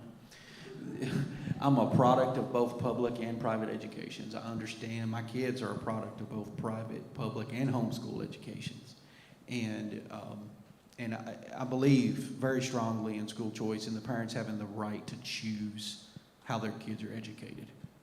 Here's what I want to see. 2 things. I do not want to see our public school defunded. We have to protect our public school system from being defunded in this process. And it can be done. We can have both school choice or vouchers or whatever you want to call it. We can have school choice and not defund our public school system. It can happen. No offense, but the bill that was presented or was just discussed would have defunded our public school system. I will also say this, it is very important to me that we stay out of, government should stay out of our private educations.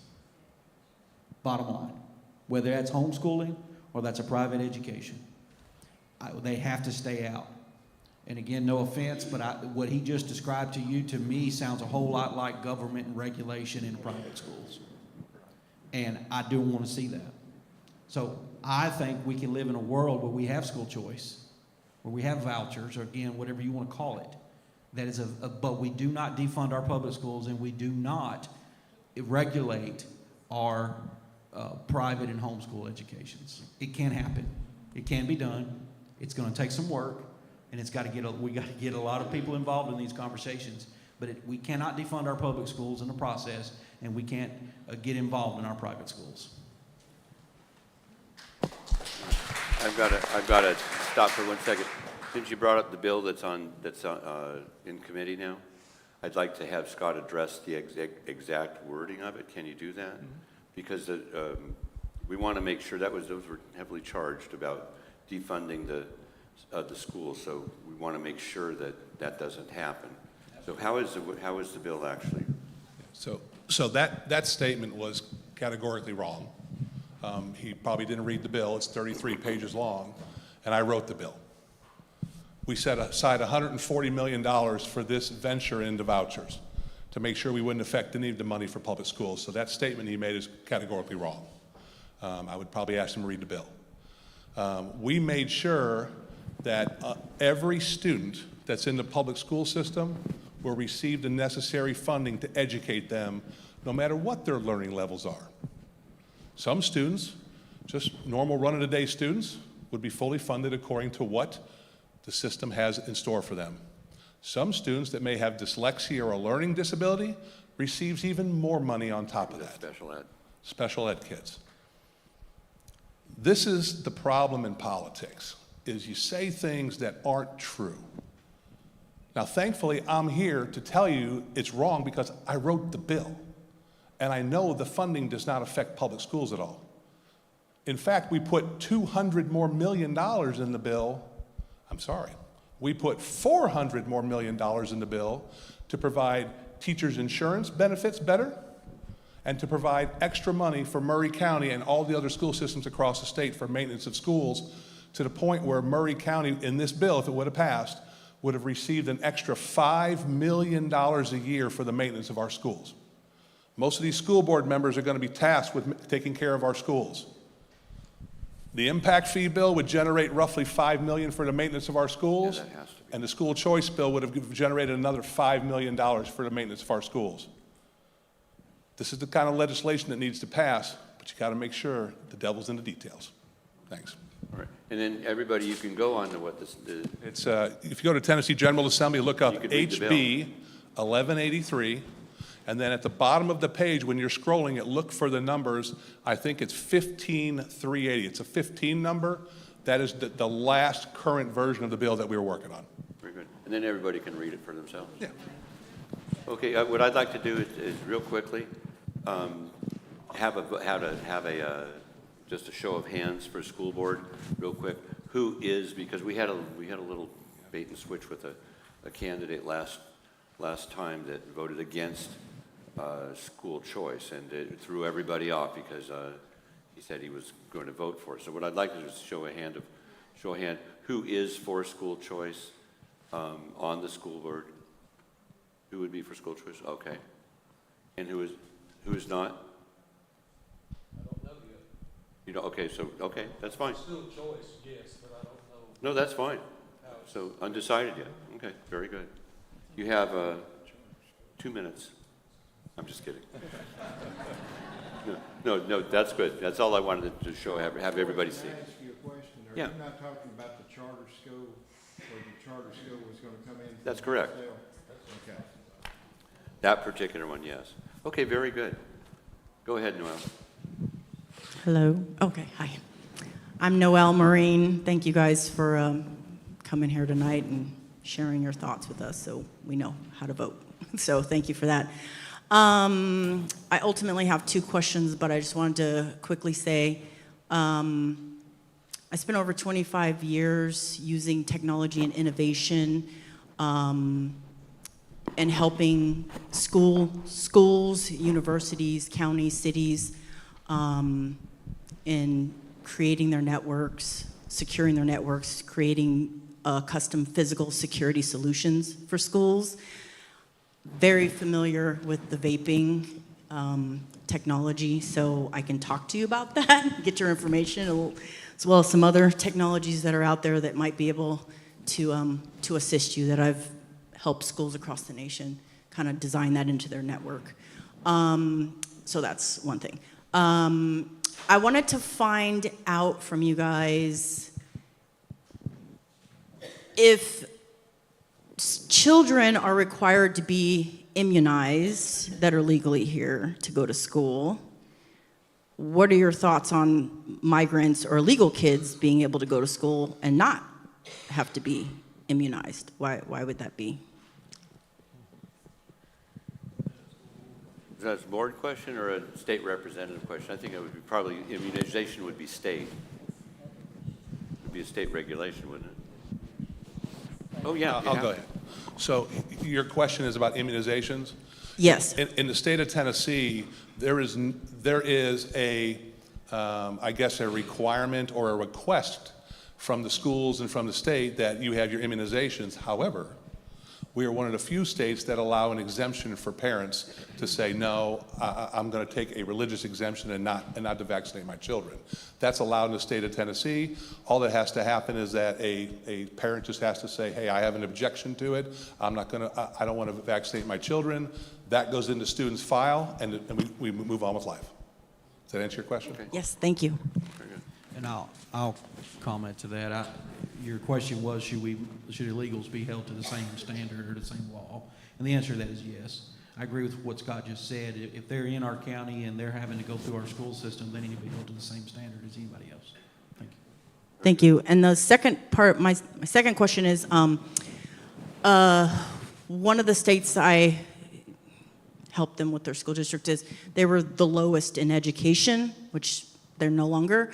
But something that they started to implement, and I don't know if you guys have considered this or what your thoughts are on this, is partnering with small businesses that have technology background, cybersecurity background, focusing in on more like STEM kind of education, and sending kids through programs to basically teach them a trade. I know one of you were talking about, thank you, we're talking about like doing a trade, but this gives them like, for example, a cybersecurity certification at the end of the program.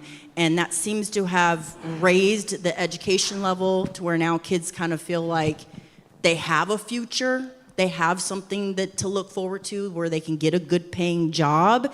So have you guys considered partnering with small businesses, incentivizing them to help, do internships and training in the technology fields and cybersecurity fields for kids?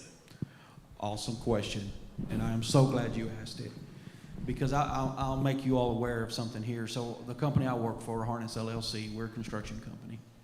We have partnered with the Mount Pleasant High School and CTE to do something that's never been done in Maury County. They have purchased heavy equipment simulators.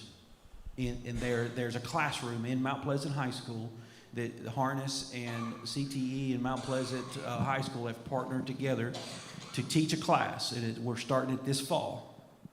And we're very excited about it because these kids are going to get an opportunity to go through a heavy equipment operation class in which we're sending our own personnel there, paying their salaries to go down there and to teach these kids, when we can, a trade.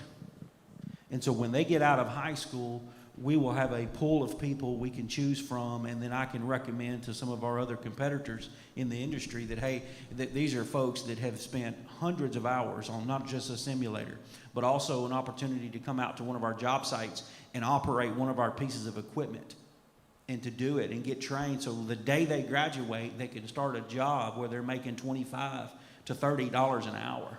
Now that will change the life of the high school students in Mount Pleasant. That'll change their lives. And not just that, we're looking at starting in the spring semester at Mount Pleasant High School. There's a program, we're very excited about this as well. There's a program that in our industry, it's called AgTech. It's a 3D modeling software for earthwork moving. We're working, we've already met with AgTech engineers and AgTech developers to bring this software to the classroom, to Mount Pleasant High School, and to give those kids an opportunity, kids who maybe not be the plumbers or the heavy equipment operators, but they're more digitally minded, or they like to sit behind a computer, and give those kids an opportunity to learn this program, and those kids can graduate high school and make $90,000 to $120,000 a year if they just understand how to use that software. That will change the lives of those kids in Mount Pleasant High School. That is a company here in Maury County that I run that is partnering with local high school, and we hope that we've already met with Lisa Ventura. We hope that we can model this and create this and spread this throughout all of our high schools. But giving these kids an opportunity to you know what, you don't have to go to college. You don't have to incur all that debt. We can teach you this trade, and you can go straight out of high school, straight to work, and make a very good livable wage. And that we're very excited about this. This is something that we've been looking at for a couple of years, and the Lord really has just put this together. And so I hope to frame that, and I hope that I can take this opportunity as well to the House, and we can model this statewide. Thank you. Go ahead. Thank you, Ray. I'll be very brief. The program you talk about already exists in Bradley County for the last 7 years. It's already there. They have it in Memphis also. They have it in Nashville. There's 36 other school systems across the state that already do this. We send $1 billion into our TCAT centers across the state of Tennessee. Every TCAT center is being modernized and increased capacity to handle more people on the technical fields. We're expanding dual enrollment, but here's the most important thing. We need to come up with I'm 58 years old, right? 58 years old. And when I went to school, we had the dual pathway in high school. Technical or educational, I'm going to call it, right? College, right? We got away from that in Tennessee, and so now we disincentivize the kids to become technical side because it's looked down upon by the four-year institutions and the two-year institutions. Chairman White, I've already talked to him this year. He's going to run a bill that we're going to bring back the dual pathway. So if you're going to be on the technical side, do you need to take Spanish or French or whatever, right? No, we need you studying more about what it means to be in your fields. And we're going to open up those pathways. But these pathways have existed in Tennessee for a long time.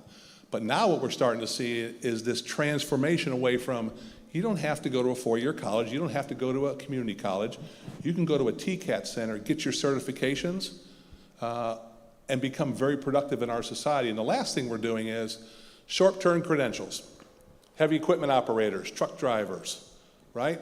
If you've been out to Columbia State, the telephone poles, those kids aren't offered a scholarship for those. We'll give kids all kinds of scholarships to go to two-year institutions and four-year institutions, but these kids that could go to the line worker program at Columbia State, and in 14 weeks, think about that, you graduate high school, you go to Columbia State, 14 weeks, you come out a line worker making $74,000 a year. Who's better off, right? So we got these programs all over. We're going to expand them across the state. I'm glad you're involved in it because we need more businesses getting more interactive.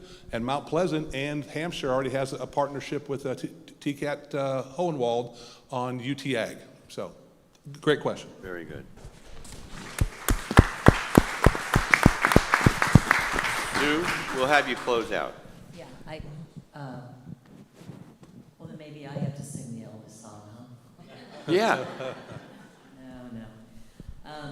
One thing I wanted to clarify was when you asked the question about school choice, and then Frank said, by that, did you mean the charter school? When you asked the question to me, are you in favor of school choice? That means a lot of different options. Right. Could be public school, could be private school, could be homeschooling, could be a public charter school, could be a private charter school. So I just want to clarify, when you asked school choice, and you didn't ask specifically about a charter school, that meant something very different to me. So I just wanted to clarify. Oh, I'm sorry. that. Yeah, what I meant was all choice for different schools. Okay. All right. Well, I so appreciate everybody coming. My gosh, this has been a great forum. So let's give everybody a hand. Thank you, candidates. And thank you, everybody that asked pointed questions and stayed on point. They were really informative. I hope everybody got enough to take home now and vote wisely. Please tell your neighbors, tell people in Walmart. I mean, it's, like again, we have to have people well educated and get godly candidates. So we're going to close out in prayer. So everybody, I'm just going to ask everybody to bow their heads.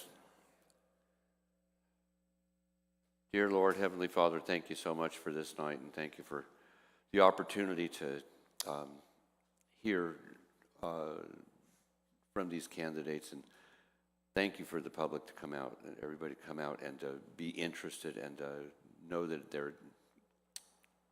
they have a voice. And like I said, it's only 20% that vote here, Lord. 3 to 5 votes can make a huge difference and sway an election. So let's go out here tonight, encourage, tell others, always profess your name wherever we go, and we do this and in this candidates forum in your name, Lord Jesus. Amen. All right.